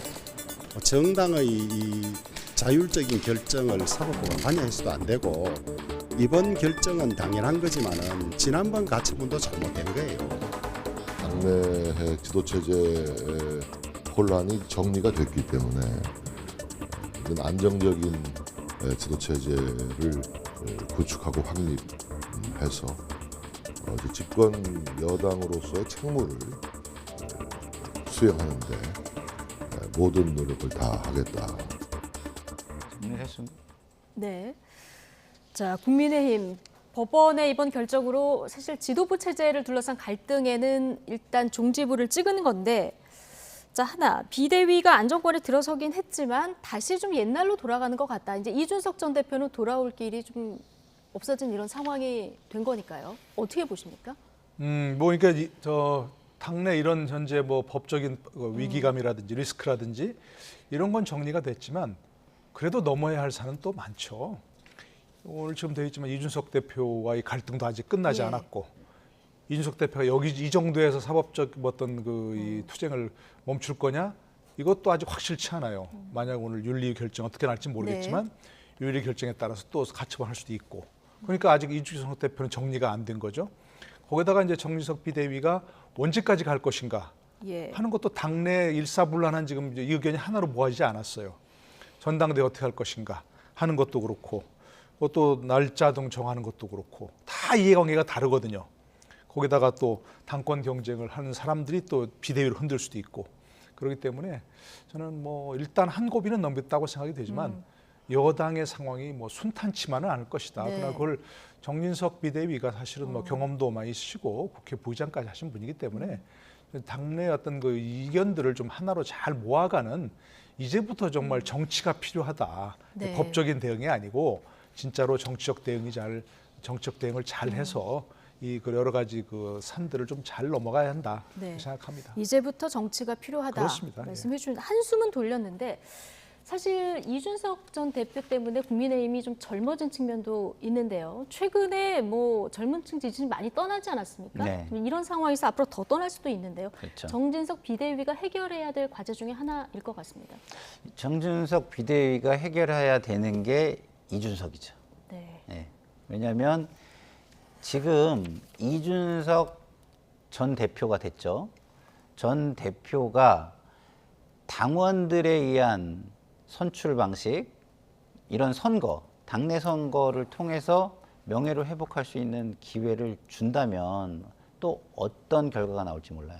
그래서 제가 볼 때는 현 비대위는 이준석 전 대표가 전당대회에 참여하지 못하게 한 가능성이 저는 굉장히 높다고 생각합니다. 그렇게 읽히죠.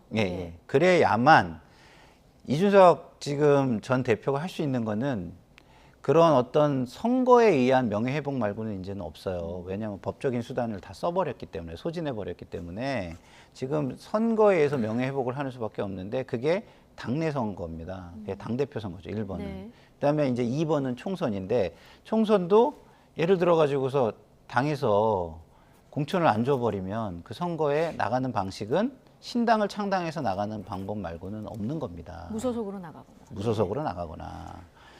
그래서 지금 당에서는 이 두 가지를 가지고 굉장히 고민을 하게 될 것 같아요. 예. 이준석 당대표를 전대에 나오게 하는 위험을 감수하고도 우리의 어떤 명예나 정당성을 회복하고 확보하기 위해서 이준석을 포함한 전대를 할 것인가? 예. 아니면 그 리스크를 총선까지 생각을 해야 되니까요. 그렇죠. 예. 또 그 리스크를 없애기 위해서 전대에는 이준석을 참여하지 못하게 할 것인가? 예. 그리고 그것이 총선에는 어떤 파장을 미칠 것인가? 만약에 그렇게 해가지고 그 이준석의 어떤 재기를 막아버린다면 결국은 이준석 전 대표가 할 수 있는 방법은 제가 볼 때는 밖으로 나가서 신당을 창당하는 것 외의 방법은 거의 막히는 거예요. 예. 왜냐하면 당내의 민주적 방식에 의해서 자기 명예를 회복할 수 있는 방식이 막혀버리니까. 그래서 이런 부분을 다 고민해서 일정 조정이라든가 그 이준석 대표에 대한 어떤 물밑 정치라든가 이런 거가 이루어지지 않을까 이렇게 좀 생각이 듭니다. 정진석 비대위가 어떻게 이 부분을 이제 풀어갈지 좀 네. 지켜봐야 되는데, 자, 이 전 대표 판결 직후에 페이스북에 이런 글을 남겼습니다. 일단 재판부에 감사하다 이런 얘기를 남겼고요. 무엇을 위해 싸워야 하는지 때로 허탈했지만 사명감을 가지고 권력에 맞서왔다. 외롭게 다퉜고 앞으로 더 외롭고 고독하게 저의 길을 갈 것이다. 이렇게 남겼는데요.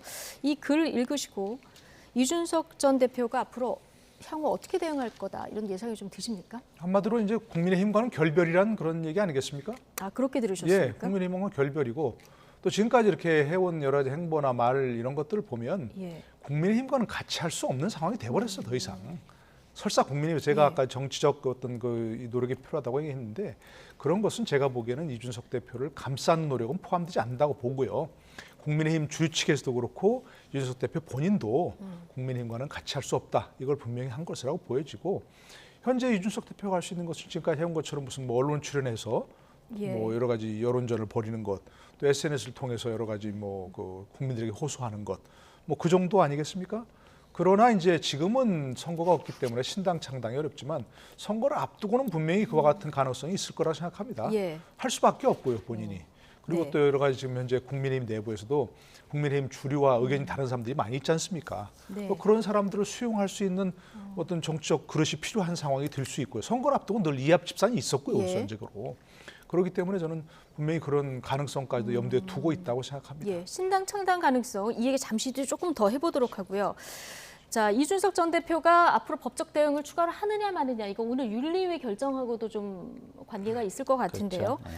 이 시간 현재도 지금 열리고 있는 것 같습니다. 이준석 전 대표는 오늘 출석은 하지 않은 것으로 지금까지는 전해지고 네. 있는 이런 상황인데, 자, 일단 추가 징계이기 때문에 기존 징계보다는 높은 수위의 징계가 내려져야 되지 않습니까? 어느 정도 수위로 예상하십니까? 그 추가 징계이기 때문에 높은 수위여야 하는 건 아니죠. 왜냐하면 그렇게 당원 기존의 당규에, 예. 기존의 징계를 조금 더 확장하거나 해가지고 누적시켜가지고 더 크게 예. 만들 수도 있는 거니까. 아, 그런 건가요? 징계 후 추가 징계 사유가 발생하면 이전보다 중한 징계를 그러니까 내려야 중한 한다. 징계란 게 지금 6개월인데 뭐 합쳐가지고 9개월을 만드는 것도 되지 않을까. 저거는 제가 어떻게 유권 해석을 할지는 근데 제가 잘 보통은 모르겠어요. 이제 6개월이기 때문에 그렇죠. 6개월보다 그렇게- 긴 7개월 정도부터 해서 예. 그러면 이제 뭐 더 또 중한 다른 징계. 뭐 예. 6개월이나 7개월을 줄 수도 있는 것이고요. 예. 뭐 저는 뭐 다양하게 그 정무적인 고민을 하게 될 것이다. 저는 이렇게 생각을 하는데요. 중요한 거는 아까도 말씀을 드렸지만 다음 전당대회예요. 다음 예. 전당대회. 다음 전당대회에 이준석 대표가 역할을 못하게만 한다면 지금 여기에서 너무 중한 징계를 하는 것이 예. 지금 현재 당에 저는 별로 도움이 안 될 것 같아요. 왜냐하면 이준석 대표에 대한 동정심을 상당히 많이 유발시킬 수 있습니다. 그렇게 하면. 근데 이거는 뭐 당의 지도부가 판단하는 게 아니라 독립기구라고 얘기하는 윤리위 판단 아니겠습니까? 근데 지금까지 독립적으로 판단했다는 생각이 저는 전혀 들지 않기 않거든요. 때문에. 예. 그리고 윤리위가요, 지금 이렇게 당 내에서 마음에 안 드는 정적을 제거하는 수단으로 쓰이면은요, 이제 앞으로는 이 윤리위의 정치적 위상과 의미가 전혀 달라지게 되는 겁니다. 예. 이건 굉장히 앞으로는 윤리위를 자기가 정말 믿을 수 있는 친척 같은 사람이 아니고는 여기다 갖다 놓지 않을 가능성이 되게 많아요. 이렇게 되면 당을 개혁하는 예. 어떤 모습을 보이는 어떤 수단, 어떤 의지의 표현 이런 걸로 많이 쓰였었는데 그렇지 않을 가능성이 굉장히 많습니다. 예. 그래서 저는 제가 보건대 이준석 당대표는 다음 전당대회에서 어떻게든 역할을 모색할 거라고 생각해요. 어떤 방식으로 다른 사람을 도울 수 있는 방법이 있다면 돕는 것으로. 근데 또 징계를 받았기 때문에 또 피선거권이 없으면 선거 운동도 못할 가능성이 굉장히 높잖아요. 그러면 명시적으로 또 못 돕게 되는 상황이 오면 모든 게 막혀버리면은 믿을 거는 연동형 비례대표제가 지금 있는 상황이기 때문에 비례정당 같은 걸 만들면 제가 볼 때는 상당한 의석을 확보할 수도 있을 것 같아요. 그러면 또 그쪽으로 생각을 바꿀 수도 있다. 네. 이런 생각도 좀 듭니다. 연동형 비례대표제 좀 어렵게 하고 있는데 총선 전에 또 바뀌지 않을까요? 그럴 가능성은 없습니까? 그런다면 진짜 국민들한테 진짜 정치인들은 참 염치가 없는 정도가 아니라 정말 뭐라 그럴까요? 정말 자격이 없는 사람들이죠. 자격이. 그렇게 뭐 지난번에도 다 망가뜨려 놓고. 상상 이상의 많은 것들을 이제 봐왔기 때문에. 근데 또 지난번에 너무 망가뜨렸기 때문에 망가진 걸 반성한다. 네. 뭐 이번에는 제대로 하겠다. 이런 이야기를 정말 많이 했는데 또 그런다. 그러면 국민이 뭐 한 번 속아주고 두 번까지 속는다면 어떤 결과가 올지 전 잘 모르겠습니다. 자, 노동일 교수님, 비대위가 이양희 윤리위원장 그리고 윤리위원 전원 임기를 이제 1년 연장하지 않았습니까, 오늘? 네. 자, 오늘 결론이 나올까요? 그러니까 이제 그동안 얘기로는 임기가 이제 10월 여기까지이기 때문에 빨리 결론을 내릴 것이다 얘기했는데 비대위가 이렇게 임기를 연장했기 때문에 넌 서두를 필요 없다고 생각합니다.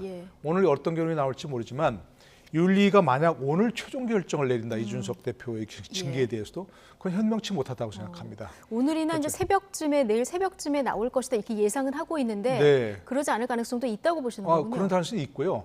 거기 뭐 법적인 그 전문가도 많이 계시니까 분명히 고려를 해야 된다고 생각하고요. 이양희 위원장은 좀 들어갈 때 이제 얘가 뭐 이준석 대표에게 소명할 기회를 여러 차례 뭐 줬다, 또 징계 사유를 잘 설명했다 얘기하지만 굉장히 강조하더라고요. 굉장히 강조하는데 그게 이제 오늘 결론을 내릴 수도 있다고 볼 수 있는데 아무리 그렇다 하더라도 보통 징계 절차를 통해서 본인이 출석을 안 했는데 그리고 본인이 명시적으로 진술권 포기라는 의사를 표시하지 않았는데 진술할 기회를 주지 않고서 결론을 내려버리면 그 자체가 징계 절차의 하자가 돼버립니다. 중대한 하자가.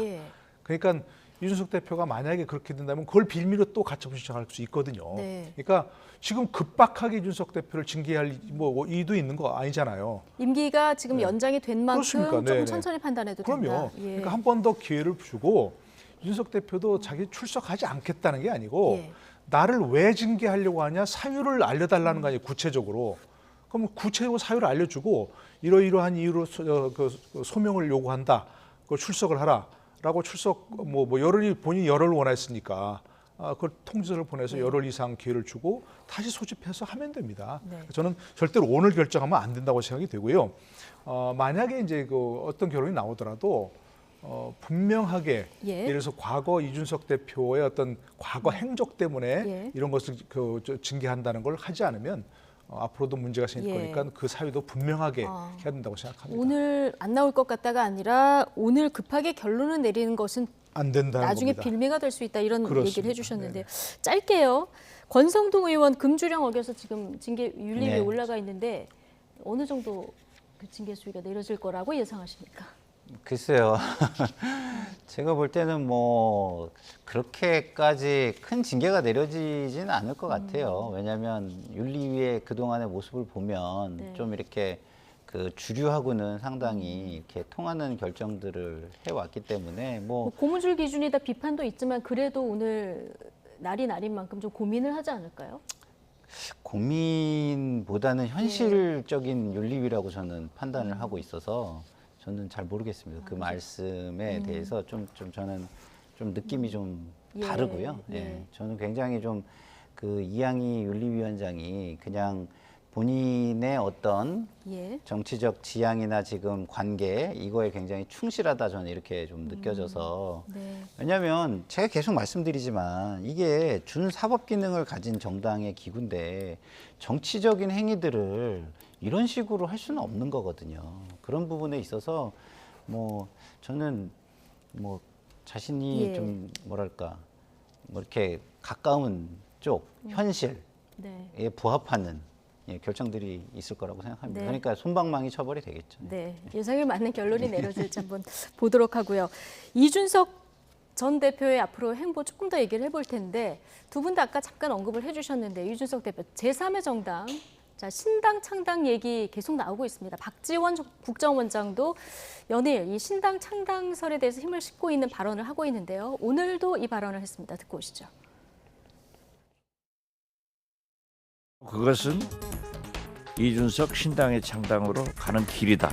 이준석 대표는 토사구팽됐고 또 상당한 국민적 지지가 있어요. 한동훈 법무부 장관을 흔히 윤석열 대통령의 황태자로 보는데 예.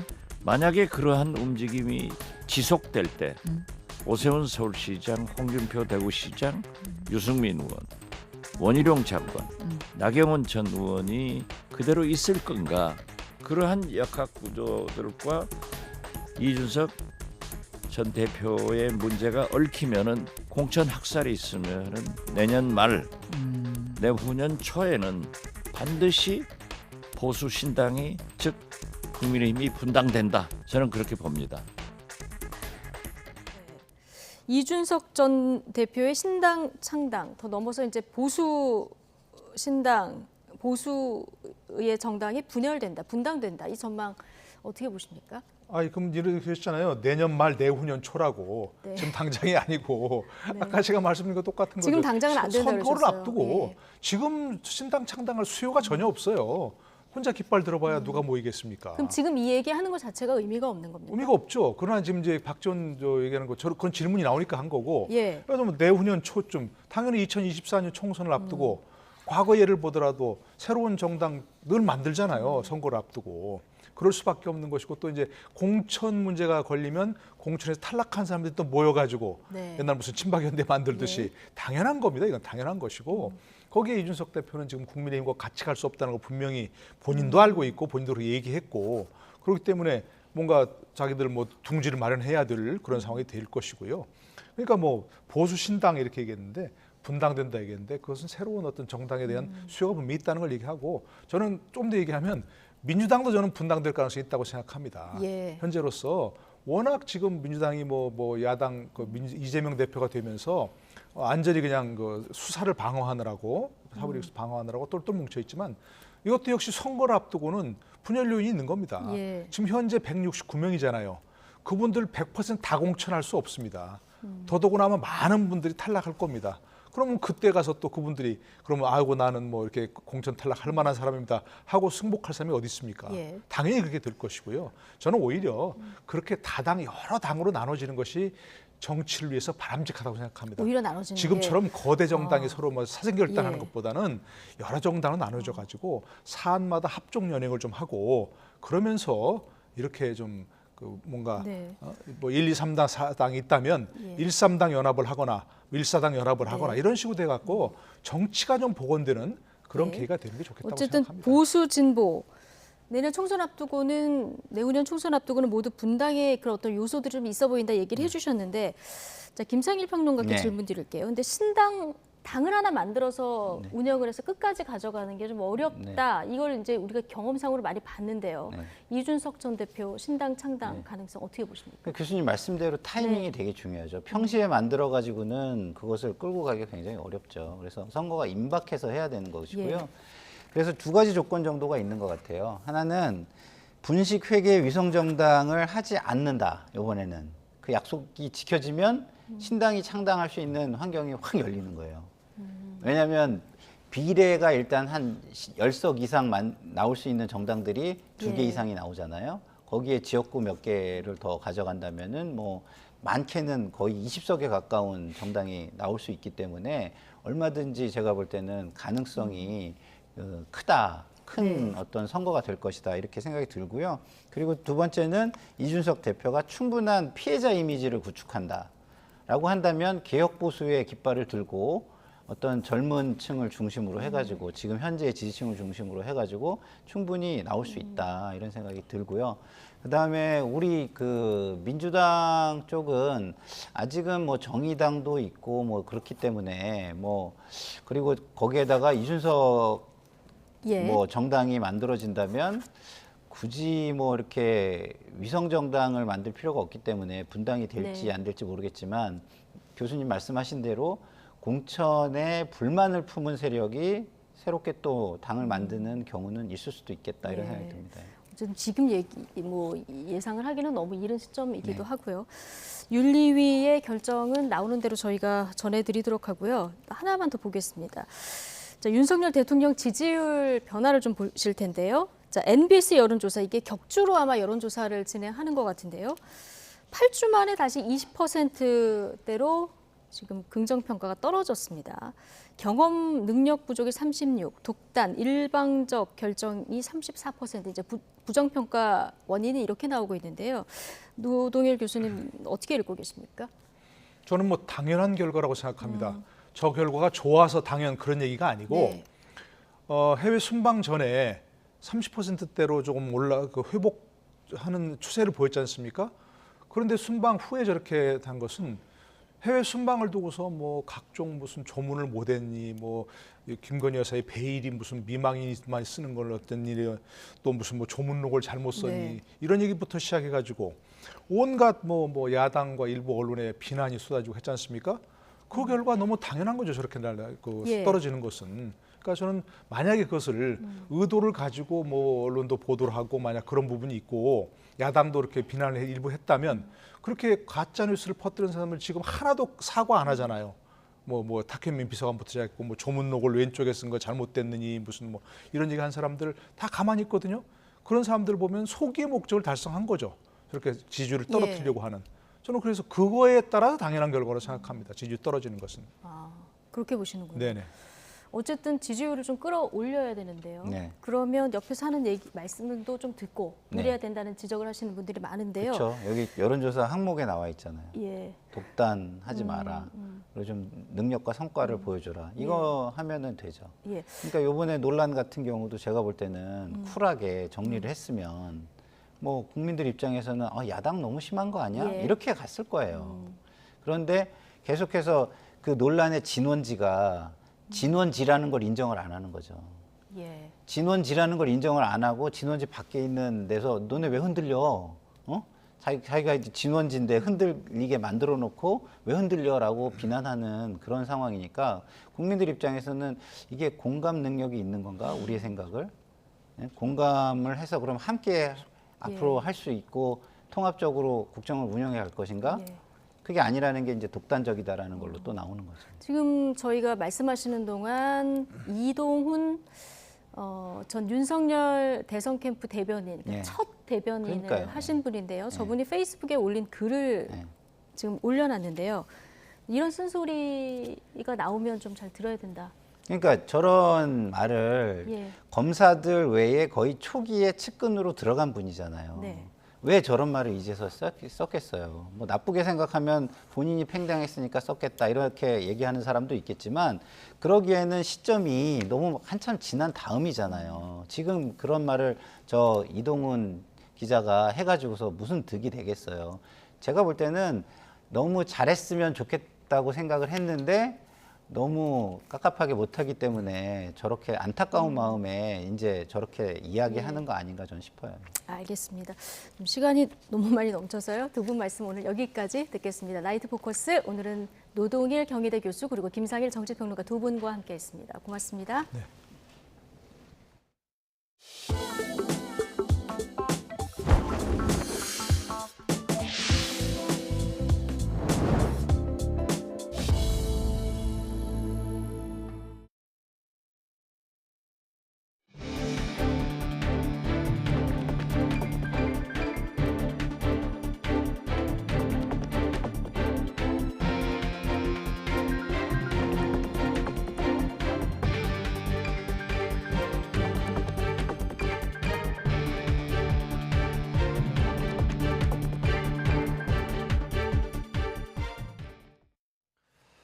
50억 원이 넘는 횡령 혐의로 확정 판결을 받은 신천지의 이만희 총회장이 여전히 국가유공자 자격을 유지하며 매달 수당을 받고 있는 것으로 확인됐습니다. 6.25 참전 유공자로 인정받은 이만희 회장은 지금까지 보훈수당으로 2,500만 원을 받았고 앞으로도 꼬박꼬박 이 수당을 타게 되는데요. 왜 그럴 수밖에 없는 건지 김승환 기자가 취재했습니다. 지난 8월 대법원은 신천지 이만희 총회장에게 징역 3년 집행유예 5년을 확정했습니다. 신천지 연수원을 지는데 50억 원대 자금을 빼돌린 횡령 혐의가 모두 유죄로 인정된 겁니다. 정부 방역 작업을 방해했다는 혐의는 무죄였지만 코로나19 대유행 초기 신천지는 교인 명단을 당국에 제대로 내지 않아 큰 혼란을 부추겼습니다. 국민 여러분들 뭐라고 이 사람 사죄해야 하겠습니까? 정말 면목이 없습니다. 당시 이 회장이 2015년 6.25 참전 국가유공자로 인정받은 사실도 알려졌는데 YTN 취재 결과 이 회장은 대법원 유죄 판결 후에도 아무런 변동 없이 유공자 자격을 유지하는 것으로 확인됐습니다. 현행법상 국가유공자 지위가 박탈되려면 금고 1년 이상 실형이 확정돼야 합니다. 그러나 이 회장은 횡령액이 무려 57억 원에 달하지만 집행유예로 실형을 모면해 매달 보훈급여를 그대로 받습니다. 2015년부터 현재까지 이 회장에게 지급된 참전 명예수당은 2,500여만 원 정도로 추산됩니다.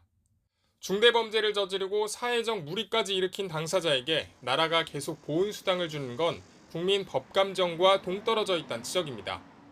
횡령 같은 중범죄로 유죄 판결을 받았지만 집행유예라는 이유만으로 여전히 국가유공자 보훈급여가 지급되고 있는데 이게 국민 상식으로 용납이 되겠습니까? 국가보훈처는 뒤늦게 현행제도의 합리적 운영과 국가유공자의 영예성을 끌어올릴 제도 개선 방안을 마련하겠다고 밝혔습니다. 신천지 측은 이 회장의 개인적 사안이라 구체적으로 답변하기 어렵다고 알려왔습니다. 수십억 원대의 돈을 빼돌리고도 국가유공자 자격이 유지되는 제도상 허점으로 인해 혈세 낭비는 물론 국가유공자의 명예도 실추되는 게 아니냐는 지적이 나옵니다. YTN 김승환입니다. 상속세를 내지 않기 위해서 아버지의 사망 사실을 5년 넘게 숨겨온 탈세자가 국세청에 적발됐습니다.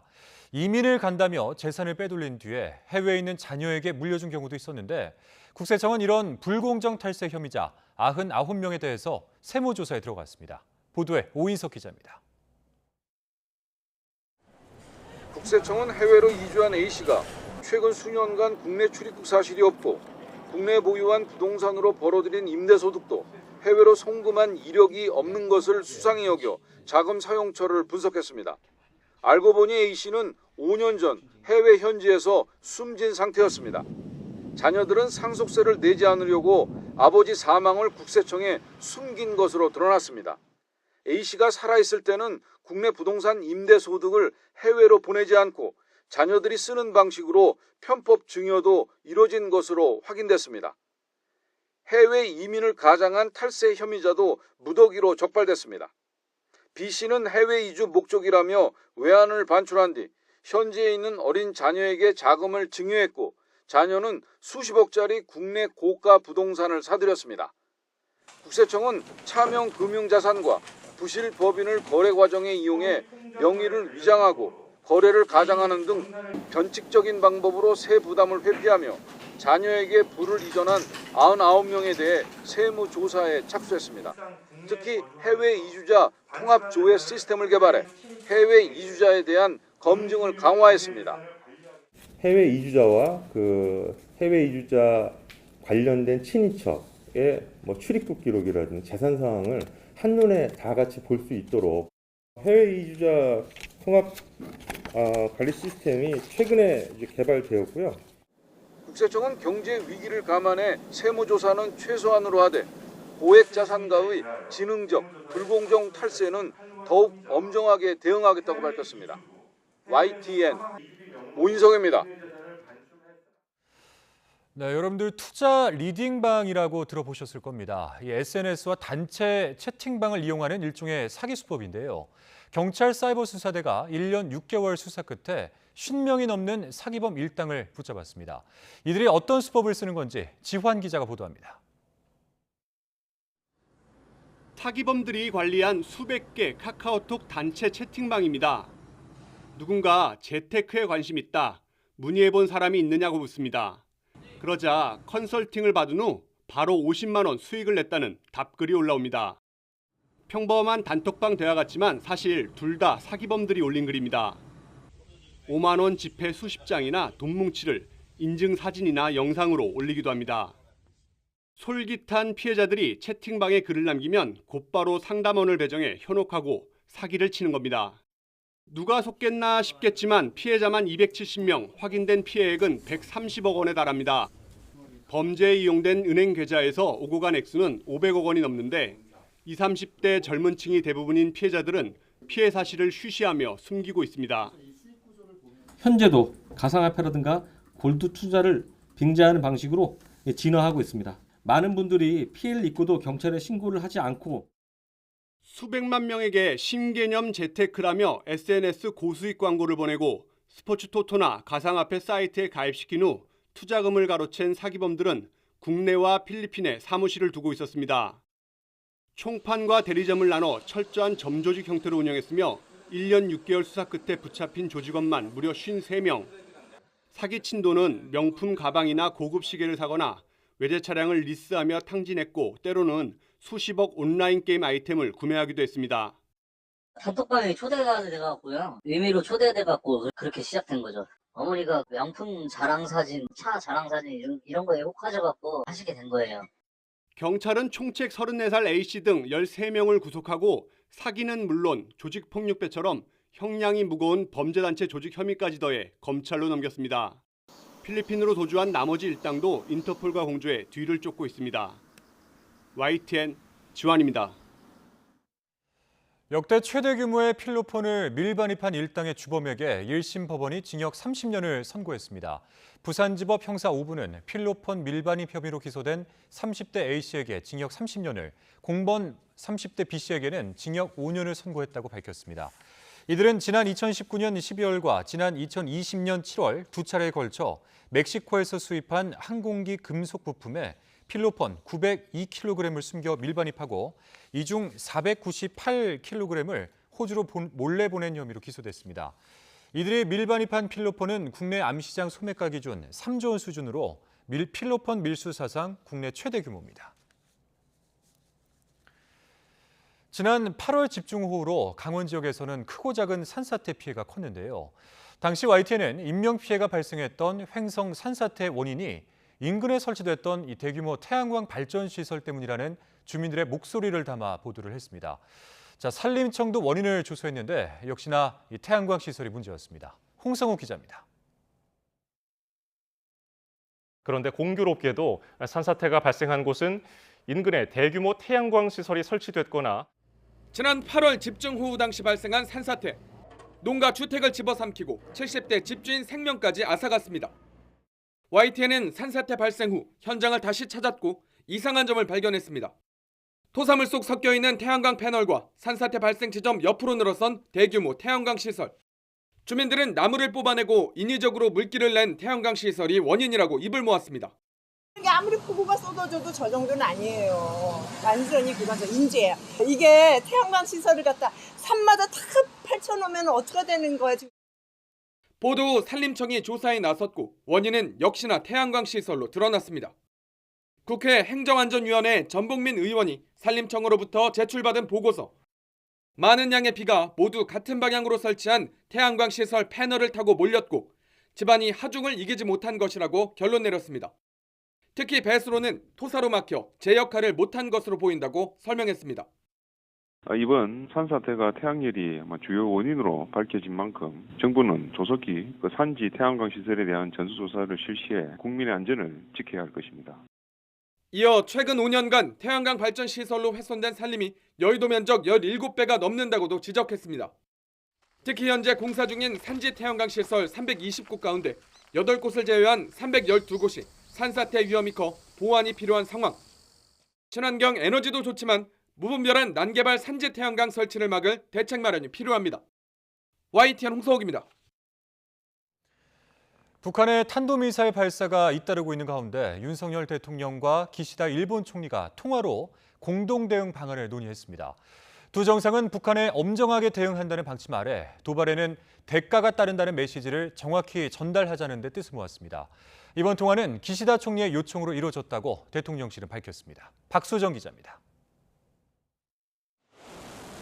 최근 이틀에 한 번꼴로 이어지는 북한의 도발.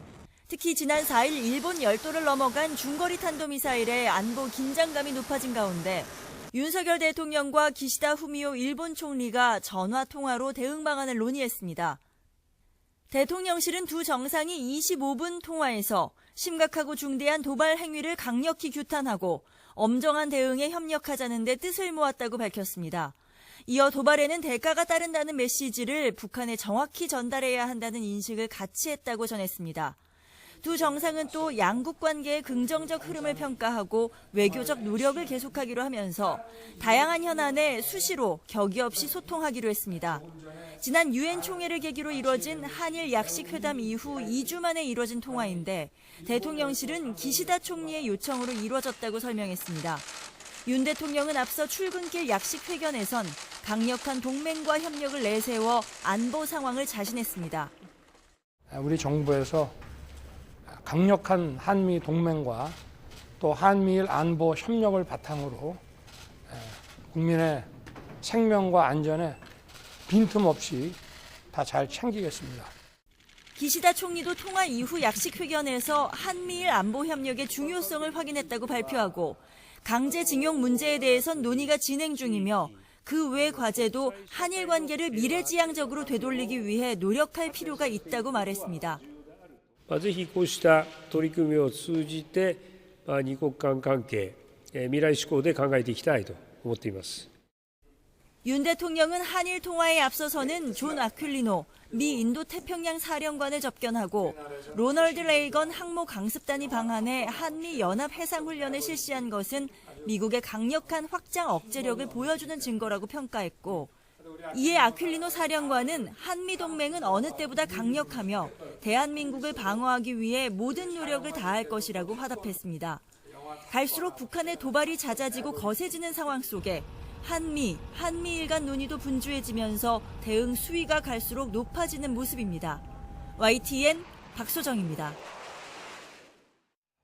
우크라이나군의 반격에 밀리고 있는 러시아가 최근 징집한 예비군을 전선에 투입하기 시작했습니다. 하지만 예비군 동원으로도 러시아가 전세를 뒤집기는 어려울 거라는 전망이 나오고 있습니다. 강성훈 기자가 보도합니다. 우크라이나 도네츠크의 러시아 점령지에서 최근 징집된 예비군들이 모여 있습니다. 로켓 추진형 유탄 발사기에 실탄을 장착하고 가상의 목표물에 발사하는 훈련을 받는 중입니다. Мобилизация – это такая штука, где особо-то не спрашивают. Конечно, хотелось бы, чтобы ничего этого не было. Хотелось бы дома находиться. Надо, значит, надо. 다른 훈련장에서는 소총을 쏘며 전진하는 기본 군사 훈련이 실시되고 있습니다. 러시아군이 사전 허가한 구역에서만 촬영이 돼서인지 훈련장에서는 전의가 느껴집니다. Полный вперед. За родину, матушку Россию. Вот, как бы так. Больше нет страха. 러시아군은 이달 초부터 징집 예비군을 최소한의 훈련만 시킨 뒤 전선에 보내기 시작했습니다. 병력 부족이 심각해 서둘러 투입하고 있지만 러시아군은 여전히 전선에서 밀리고 있습니다. 젤렌스키 우크라이나 대통령은 러시아를 강력 비난했습니다. 푸틴 대통령이 예비군을 총알바지로 내몰고 있다는 겁니다. Ми бачимо вже зараз серед загиблих окупантів і тих, хто був забраний просто тиждень чи два тому. Людей не готували до бойових дій, у них немає жодного досвіду, щоб воювати. 앞서 러시아 정부는 동원령 발령 2주 만에 목표의 3분의 2인 20만 명을 징집했다고 발표했습니다. 하지만 예비군이 본격 투입돼도 전사자만 늘어날 것이라는 전망이 벌써부터 나오고 있습니다. 동원령 승부수가 자칫 푸틴 대통령의 발목을 잡을 가능성도 있습니다. YTN 강성웅입니다. 오늘 정오쯤 부산 부전동 쇼핑몰 지하 1층 여자 화장실 앞에 영아 시신이 든 종이 가방이 놓여 있는 것을 미화원이 발견해 경찰에 신고했습니다. 해당 종이 가방은 오전 10시쯤에 다른 미화원이 여자 화장실 세면대 밑에서 발견을 했는데 누군가 버린 무거운 쓰레기로 생각해 화장실 밖에 꺼내둔 것으로 조사됐습니다. 경찰 관계자는 숨진 영아가 남자아이고 유기한 흔적이 남지 않아서 CCTV로 근처를 지난 사람을 조사하고 있다고 말했습니다. 태국 북동부 보육시설에서 총기 난사 사건이 발생해 어린이 등 30여 명이 목숨을 잃었습니다. 태국 경찰은 6일 농부아람 푸주 나클랑 지역에서 발생한 총기 난사 사건으로 어린이 22명을 포함해 최소 34명이 숨졌다고 밝혔습니다. 용의자는 마약 관련 사건에 연루돼 지난해 해고된 전직 경찰관으로 범행 후 기과에 자신의 아내와 아이까지 살해한 뒤 스스로 목숨을 끊었다고 경찰은 전했습니다.